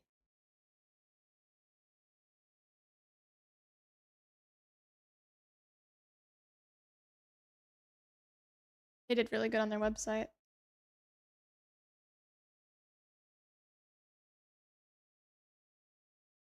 Oh, Endo, you get the Infernal Apostle Warlock armor bundle on launch. That's gonna be cool. Cool. That's cool stuff.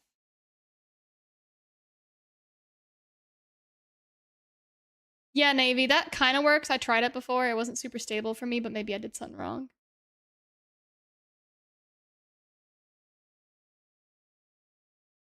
Give me Diablo news. I want the blog.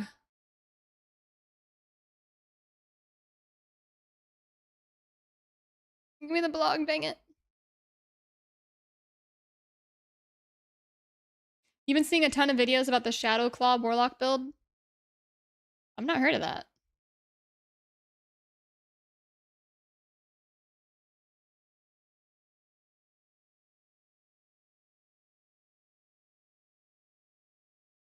Would it be patch notes? No.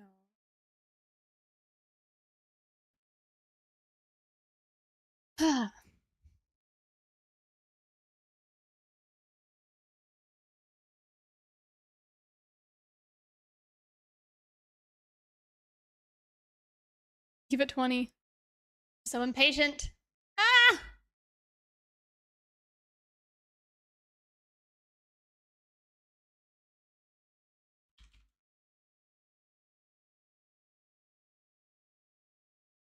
Gotta repost that. Korn's surprise releases new song Reward the Scars. Is it out yet? Oh, the song might be out.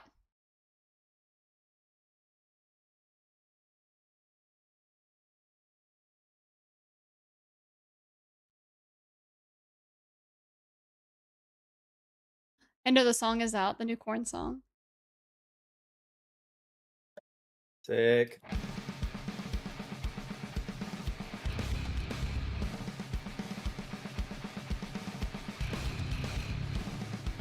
Wow.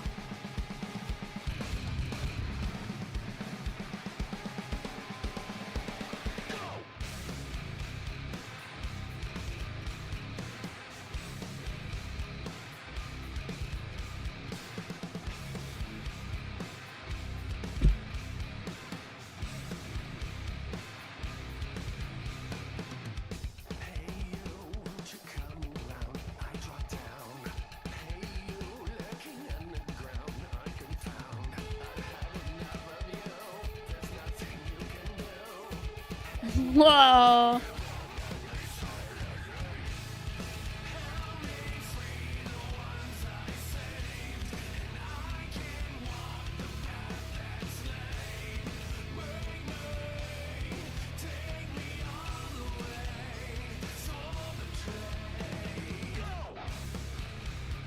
Dang, this is good.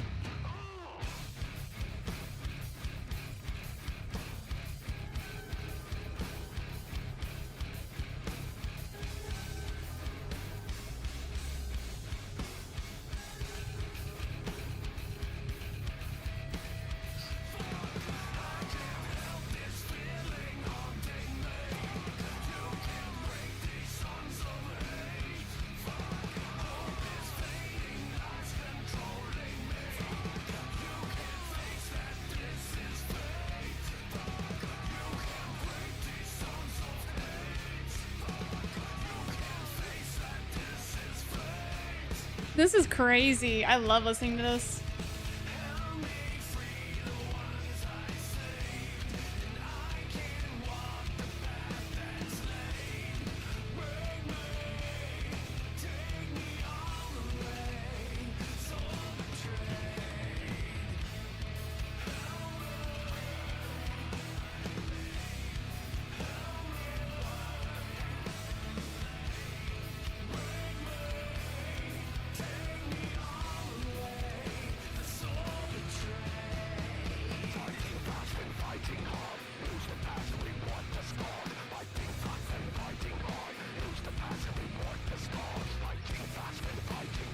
Dang.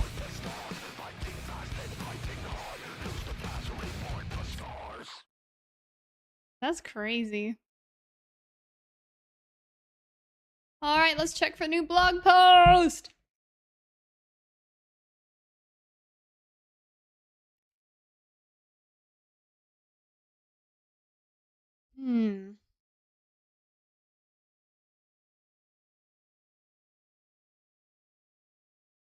Endo, did you want to finish getting the Doom items from the Diablo 4 collab they got going on? I got all of them. Did you? I can go check. I think so. Yeah, double check because we only have a few days left.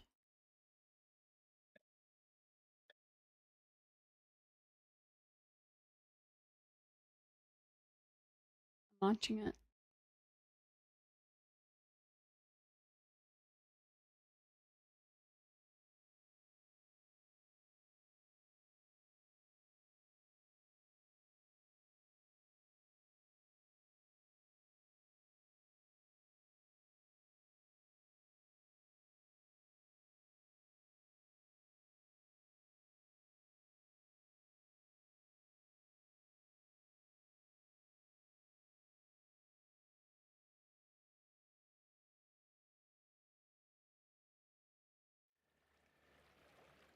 There we go. Let's get this game.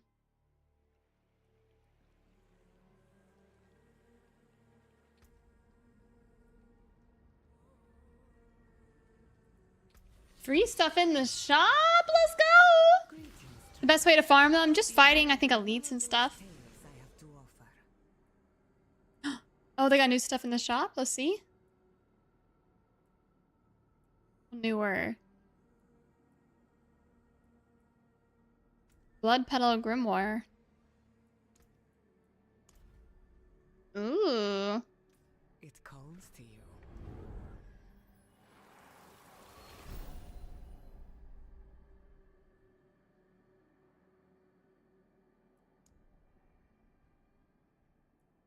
Mega bundles. It's cheap. What's it got? Oh.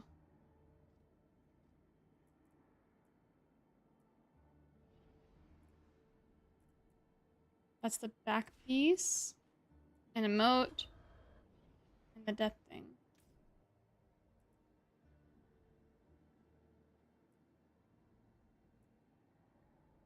Whoa, that one's cool looking.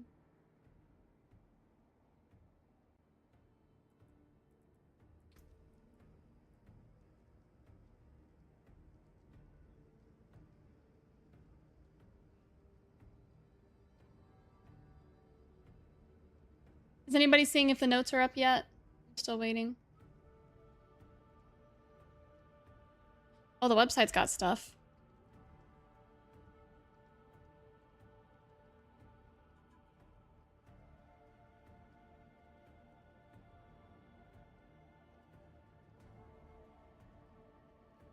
Ah.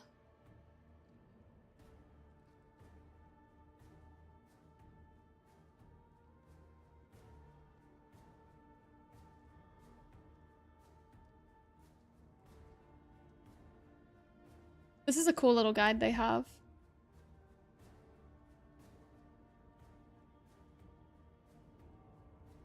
Yeah, Kejin, I don't know. I'm waiting on it. We'll see.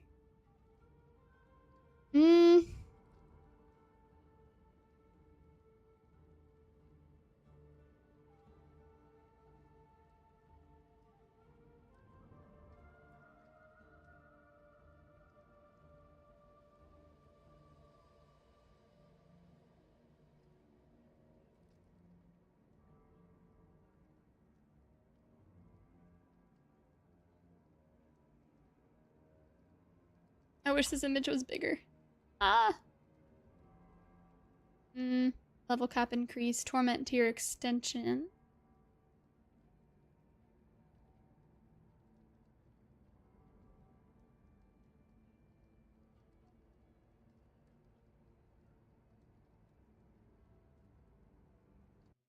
Close Diablo 4.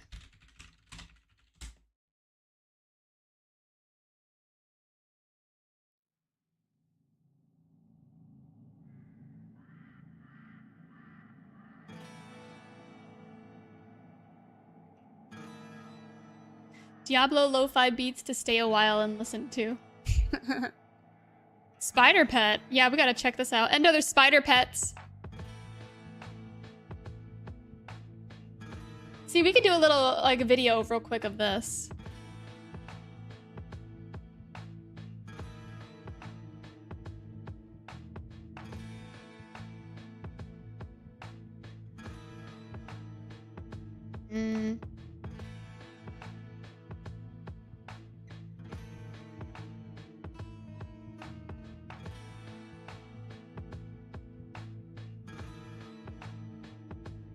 The town portal looks really good, like the gold cracks and stuff.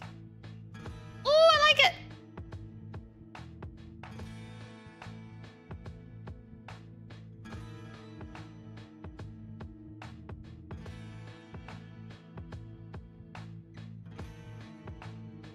So the armor does match the little Diablo drops flag thing. It's out? Okay, good. Love this. Copy image. The new Diablo Season 12 has a pretty epic battle pass.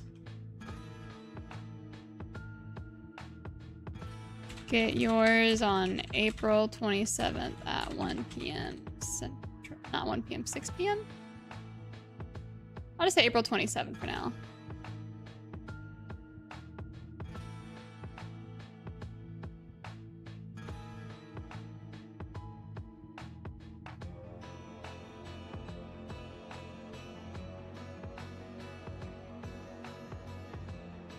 Post that one.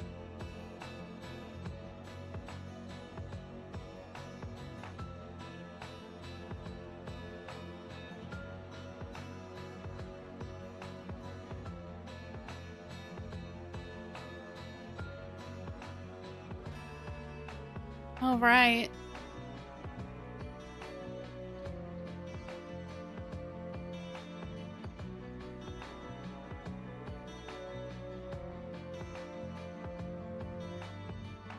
Would it be under patch notes?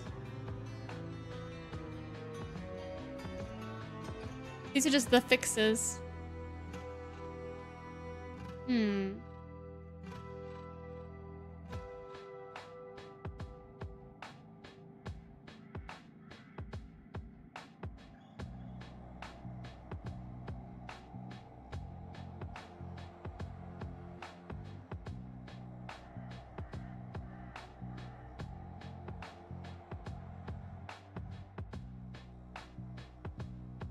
I do love how they're doing this, like, here's the seasonal realm versus eternal realm if you're not sure what to do.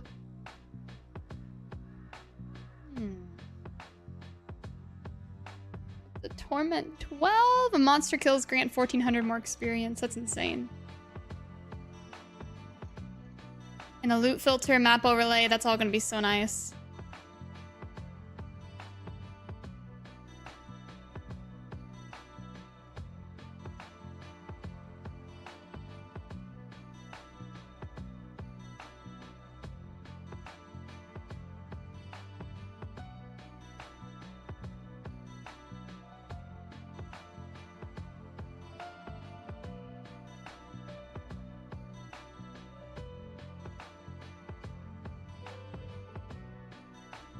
So, well, yeah, will this basically be it? Or are they going to go into more detail?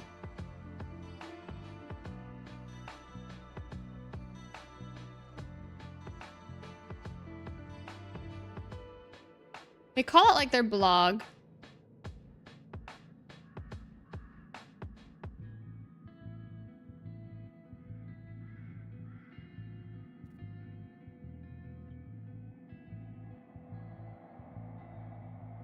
Learn more. Found it! Yay! Okay. So let's go over everything they had during the campfire chat.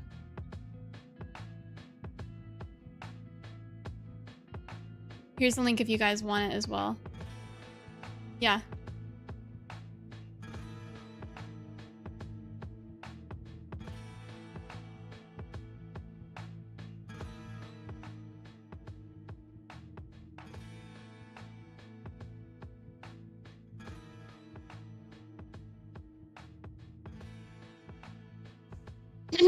Okay.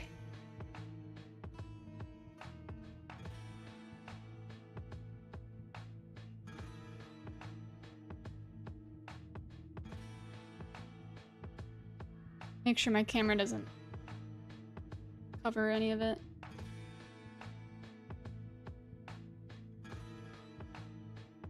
So here are the here's the blog post for the Reckoning Lord of Hatred expansion. So this will actually be launching on April 27th, 4 p.m. That'll be 6 p.m. Central Time. We have the codex. It's a lot of stuff they covered. So here's the opening cinematic. We did do a video reacting to this. It was kind of crazy. And then here is the global launch. And if you're in like Irvine, California, that'll be 4 p.m. If you're in Austin, that'll be 6 p.m. If you're in New York, that'll be like 7. If I can move my head, give you guys, yeah. And then if you're in Europe or Asia or other places, oh, there's the rest of the launch time. So it'll still be on the 28th for some people. And then you can pre-download starting now. And here's the expansion overview. So if you purchase it now, you get access to the Paladin, early access, and you get the Vessel of Hatred expansion, which gives you Spiritborn and runes and all those fun things. The new major system and itemization updates feature the Herodric Cube, Talisman, bonus skill variants, so all the skill trees are going to feel fresh and different. You also get endgame war plans, echoing hatred, and fishing activities, which I want to catch all the fish. And you can trade fish with your buddies. So preload's in about 4 hours. Okay, good to know. Permanent updates available for all. Everybody will be able to level up to 70 instead of 60.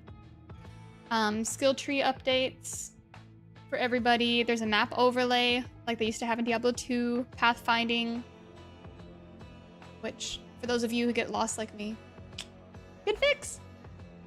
All right, and then we have the next dark chapter of the Diablo 4 campaign. And there are whispers spread across Skovos of a prophet who landed in Temis, the gleaming capital. And you realize that like he's a threat, but he's convinced everybody that he's a good guy. But we gotta stop him.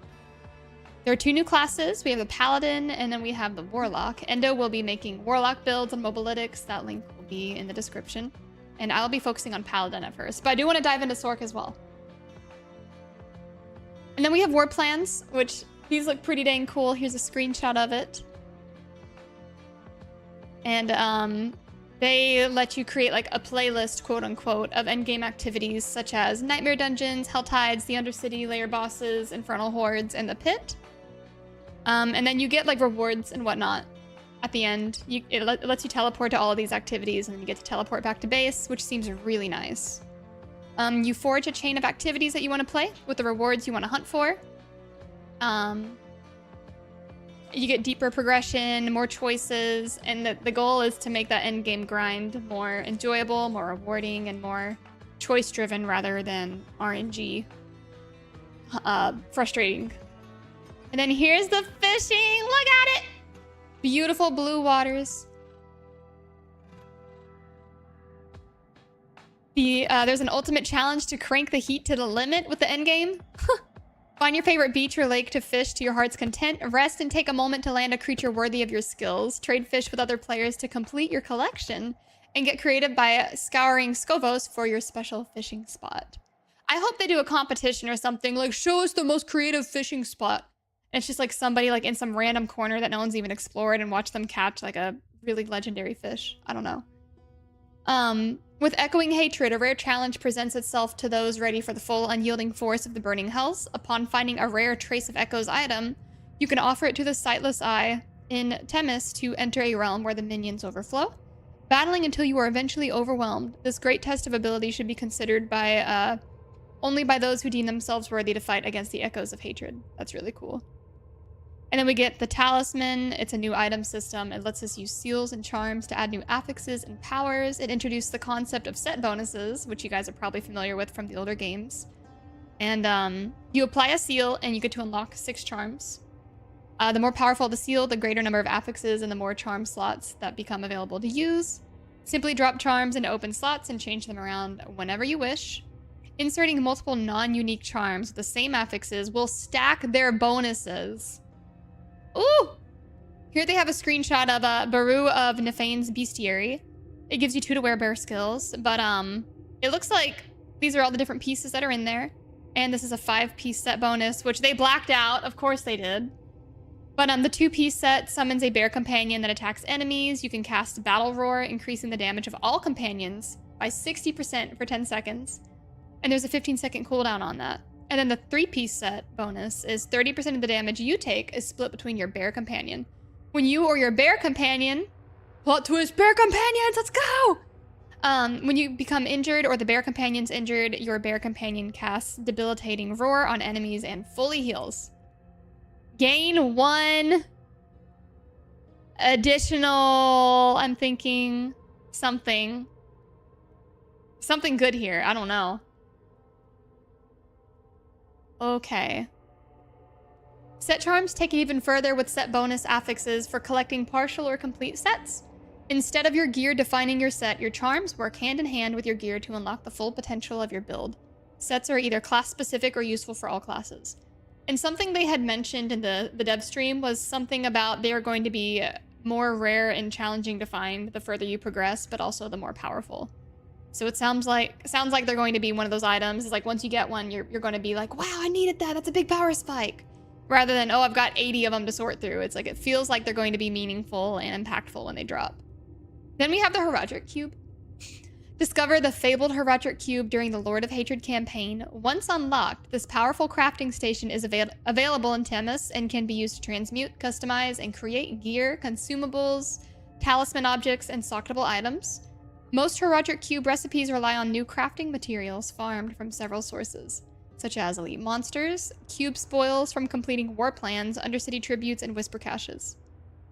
It can add, remove, and reroll affixes. That is a huge feature. Lots of customizing on your gear. You can transmute items for upgrades and other interesting outcomes. In this image, for example, look at all these different things you can do. Transfigure, add, chaotic reroll, focused reroll, remove affix, unique power reroll. And then the item transmutations, you can recycle uniques, do a 3-to-1 transmutation, upgrade to a unique, upgrade to a legendary. Okay, that's awesome. Use the tuning prism to narrow the outcomes. That's kind of cool. I'm excited to dive into that system.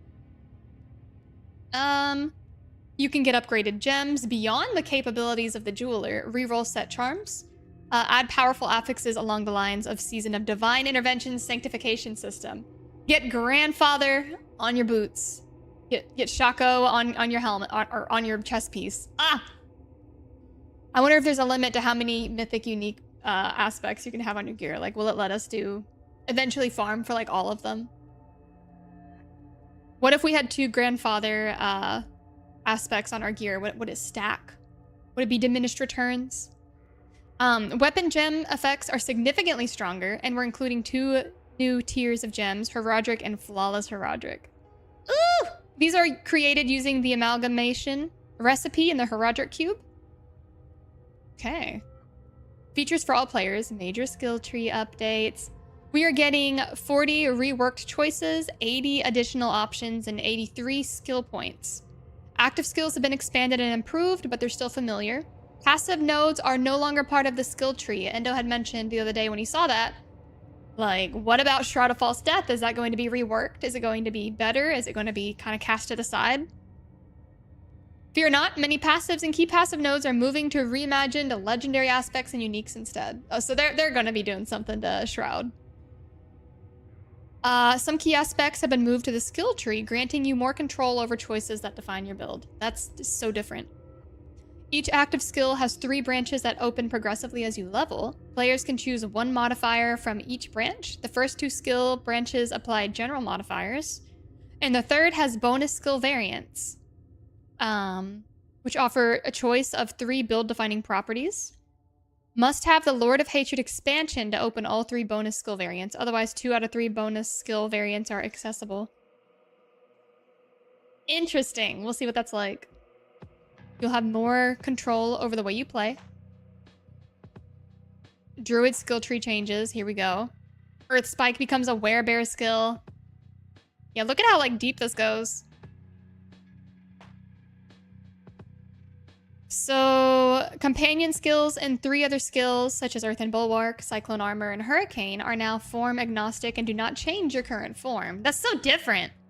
Storm skills can be human or werewolf, except Cyclone Armor and Hurricane. Earth skills can be human or werebear, except for Earth and Bulwark. You cannot shift into human from any native werewolf or werebear skill. Nature skills that adopt a shapeshift form do not add the shapeshifting skill tag. Whoa. When a skill gives a choice to change forms, selecting the skill's native form always gives a bonus. For example, Trample is a werebear skill, so choosing to keep it as a werebear adds damage to Trample. Changing Trample to a werewolf skill turns the Trample skill from werebear to werewolf and changes the animation into a leap. That's so different. Here's Necromancer. Skeleton Warrior. It's a 10-second cooldown, and the passive raises a Skeletal Warrior from a nearby corpse every 2 seconds, up to a maximum of 9 warriors. The active commands your Skeletal Warriors to leap at an enemy and attack, and they can heal you, they can make enemies vulnerable, And then there's more, and of course they like blank it out down here. Dang. So curious. They gotta leave some of it a surprise. Race Skeletons has been split into 2 skills. Skeletal Mages, which are summoned with Essence, and Skeletal Warriors, which are summoned passively from corpses and can be commanded to attack targets. Skeletal Mages, Warriors, and Golems are now part of the Necromancer's skill tree, offering far more customization options to fit your build and playstyle. But this leads to the obvious question, what happens with the Book of the Dead class mechanic? The Book of the Dead remains largely unchanged, except for Sacrifice. When you summon minions with the skill, you use the Book of the Dead to define your minion type and choose upgrades if you're keeping the minions active. But Sacrifice has changed, and it can be used with active minions. Sacrifice still gives bonuses, such as extra crit strike, resistance, or essence regen. The difference is that Sacrifice doesn't eliminate the ability to summon minions, as long as you have skill points invested and have them on your skill bar. So when sacrificed, skeletal skills create fewer minions, and golems do less damage. If you're using your minions primarily for buffing, support skills, or tanking, this may be a great choice depending on the trade-off. That's kind of cool. It gives you more flexibility so you're not completely locked in. Like, that's going to really open up the skill tree with all these changes they've made. Okay. Harness the loot filter. The long-awaited loot filter. We're so desperate for it. So you can hide, show, and color code gear that drops or exists in your inventory, stash, or vendors. So I guess even at vendors, it'll be highlighted. That's nice. You can ignore stuff you don't care about. They don't affect non-gear items such as temper manuals, reagents, gems, or currency. Okay. So you can just enable it from the game menu. You can create a new filter, add your rules, add conditions. You can actually turn the rules on and off, which is a good feature. I was always worried. I'm like, is it going to be simple? Like, just turn it on and off, or do you have to delete the rule, make a new loot filter? And it seems similar maybe to Last Epoch. Possibly. Maybe it's better. We'll see. You can hide text, hide the label, recolor. You can show things. You can override other hide conditions with the same filter. That's pretty dang customizable. So you can choose from 10 different conditions with the loot filter. The item power range, the rarity, properties, codex upgrade check, greater affix check, item type match, required affixes, optional affixes. Like, it'd be good to have this, showcase it. This is specific unique, talisman set bonus.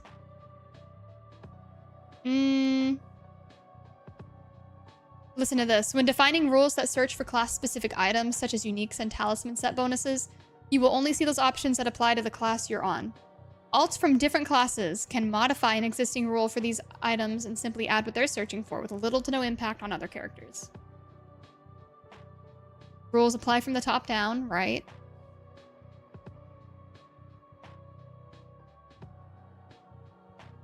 You can export and import loot filters. Oh, that's so nice. It just goes into a text editor. So I bet you on our build guides on Mobalytics and other websites and whatnot, we can add a link, like download my loot filter. Here it is, you know. Level cap increase. Level cap goes up to 70 instead of 60. Torment levels now expand from 4 to 12. That's huge. Bigger gold, bigger XP bonuses. I think it's up to 1,400%. All the way at 12. Item rarity updates. With the Heraldric Cube, items that are common, magic, and rare can be used as crafting bases, which reminds me of kind of like Path of Exile. So rather than looking at these blue items and yellow items and being like, oh, it's completely useless, we get to use those items. So they will still continue to drop in Torment difficulties, and they have a chance to be ancestral. What the? Yeah, look at that. 25% multiplicative, all damage multiplier. Whoa. Damage multipliers on gear have been reworked to stack additively with themselves, but they count as multiplicative damage. Whoa. That's kind of crazy looking.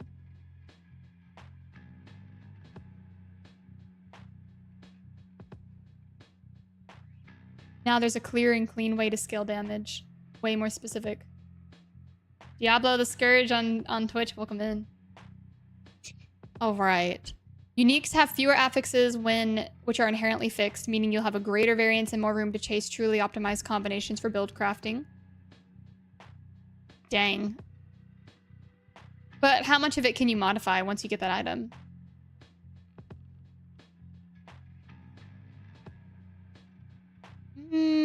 Oh yeah, unique and mythic items can now be tempered. That's right. Tempered affixes have gone through an overhaul.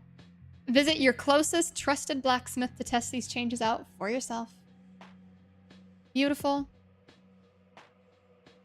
Inventory changes. Inventory can now also be stacked to a max of 1,000 to help with management. Good. Over 200 legendary aspects have been overhauled. Yay! We have the new map overlay and Pathfinder features. You can turn your minimap off and have the overlay, or have the minimap. Set a level of zoom and opacity. That is wonderful. Spend less time managing systems and more time doing what you do best. Slay those who would destroy Sanctuary. I love that. They're focusing less on the chore element of Diablo 4, and they're trying to make that minimized while giving us more time to spend in the world fighting and grinding, getting better gear. So you can battle hatred on seasonal or eternal realm. You get to choose. You can skip the campaign like you could in Vessel of Hatred once you were done. Seasonal realms are best when you want a fresh start. You want to be like a 0 to hero character. You have structured progression with earnable seasonal rewards, including the seasonal rank, season blessings, and the competitive tower and leaderboard beta. The Eternal Realm is best when you want long-term progression with existing characters and a persistent environment without having to reroll characters at every seasonal change. And that's really, really good when you just want to play at your own pace. You don't want pressure. You don't want to have to keep up. So seasonal and eternal, I always love going for seasonal, but let me know what you guys think. The Lord of Hatred campaign. You can play it on eternal or seasonal, of course. Story complete, and then we have Endgame.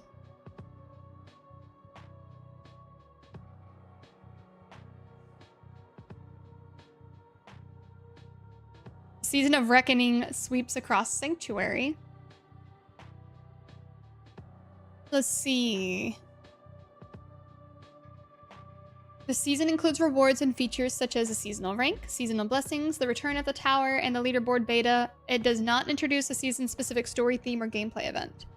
Right. Instead, major system upgrades such as sweeping skill tree updates and class changes, increased level cap, difficulty and progression updates, quality of life improvements, and so much more releasing with the season creates a seamless and epic experience between Season of Reckoning and the Lord of Hatred expansion. While we know that the Season of Reckoning represents a departure from past seasons, future seasons will return to our regular cadence and form. I do get that. Like, that's a lot. Like, don't let there be a gimmick. Let's focus on what the base is. The Season of Reckoning season rank is bigger than ever, packed with more goals and rewards. With 9 ranks and 100 objectives, there's a lot to accomplish. 12 skill points, 42 Paragon points, 14 Resplendent Sparks, 14... Lothroot pet. We did see in one of the clips from the footage, there was like this little tree-looking pet thing. I wonder if that's what this guy is. Hateful Heraldry Mount Trophy. New emblems, titles, title laurels, crafting and masterworking mats, currency, boss keys, and more. All sorts of caches. You can unlock seasonal blessings and smoldering ashes. And they can give you... You basically put them into these urns to boost the chance of receiving a second item. When purchasing from the Purveyor of Curiosities. The Urn of Reclamation, you boost the chance of rare materials from salvage. Urn of Masterworking boosts the chance of dropping additional obdicite. That looks great.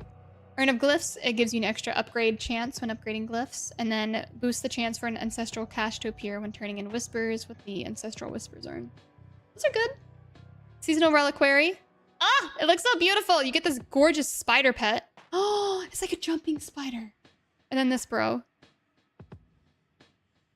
Wow, I do love the seasonal armor. And the mount. Gives me a very angelic vibe.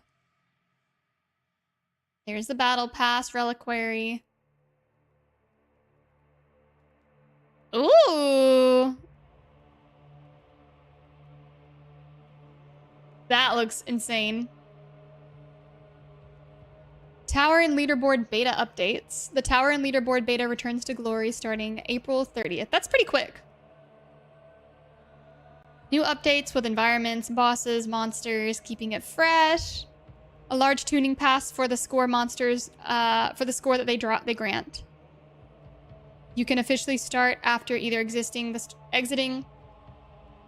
It's a typo. Let me report that. Hold on.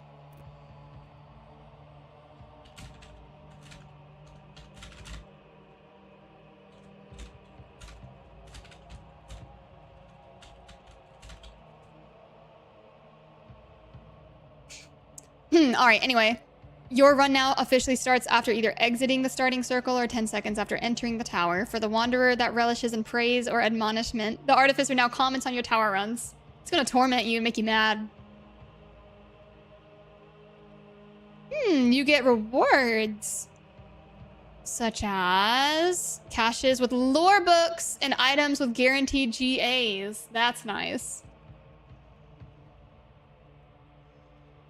Build viewer. Now you can capture, well, if you're on the leaderboard, it's going to capture a snapshot of your build. The Artificer's Obelisk and Stash. Let's see. A solo Warlock ladder has been added.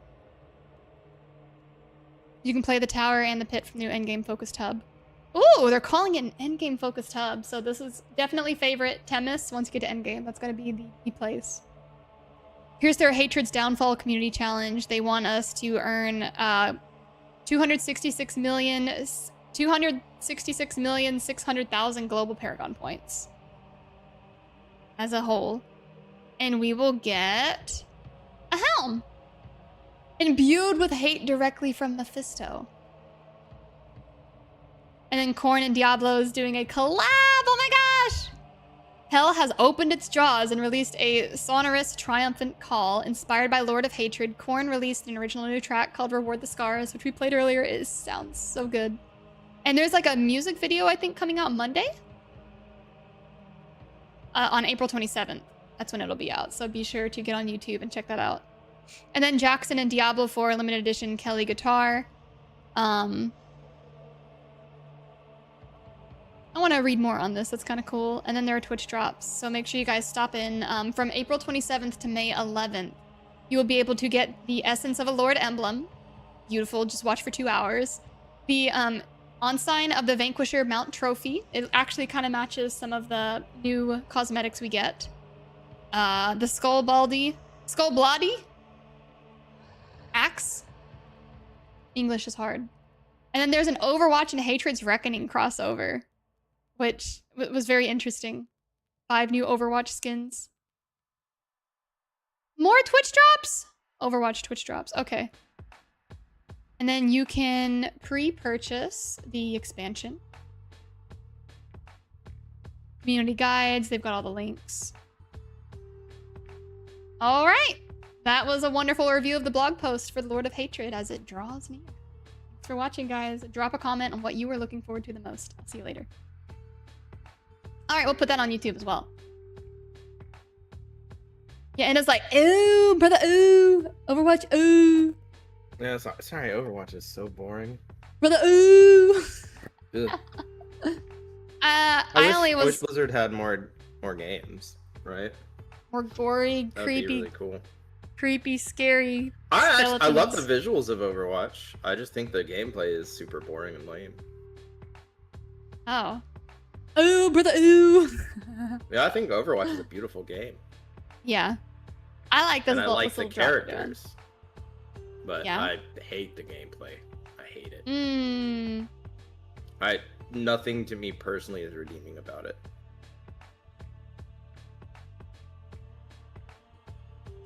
Yeah.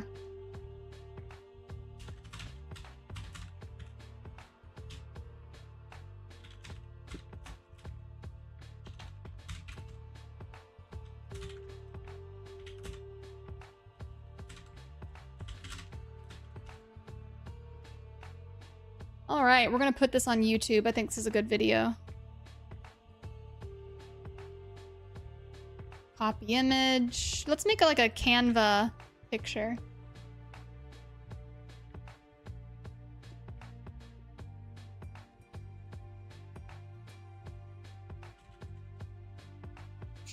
All right. I'm gonna upload this and then we'll probably call it a day. gonna be a really short stream. I think we'll do some Diablo content and get prepped for the expansion. Super excited. We'll probably finish Pragmata tomorrow, I'd say, or the next day. As long as we get it done before the 27th, because Lord of Hatred's coming sooner. Alrighty. But those of you, thank you so much for watching. Let's find somebody to raid. This has been fun. YouTube friends, have a wonderful evening. I will see you tomorrow. It's a very short stream, but you guys take care. And then Twitch buddies, let's see who we gonna raid.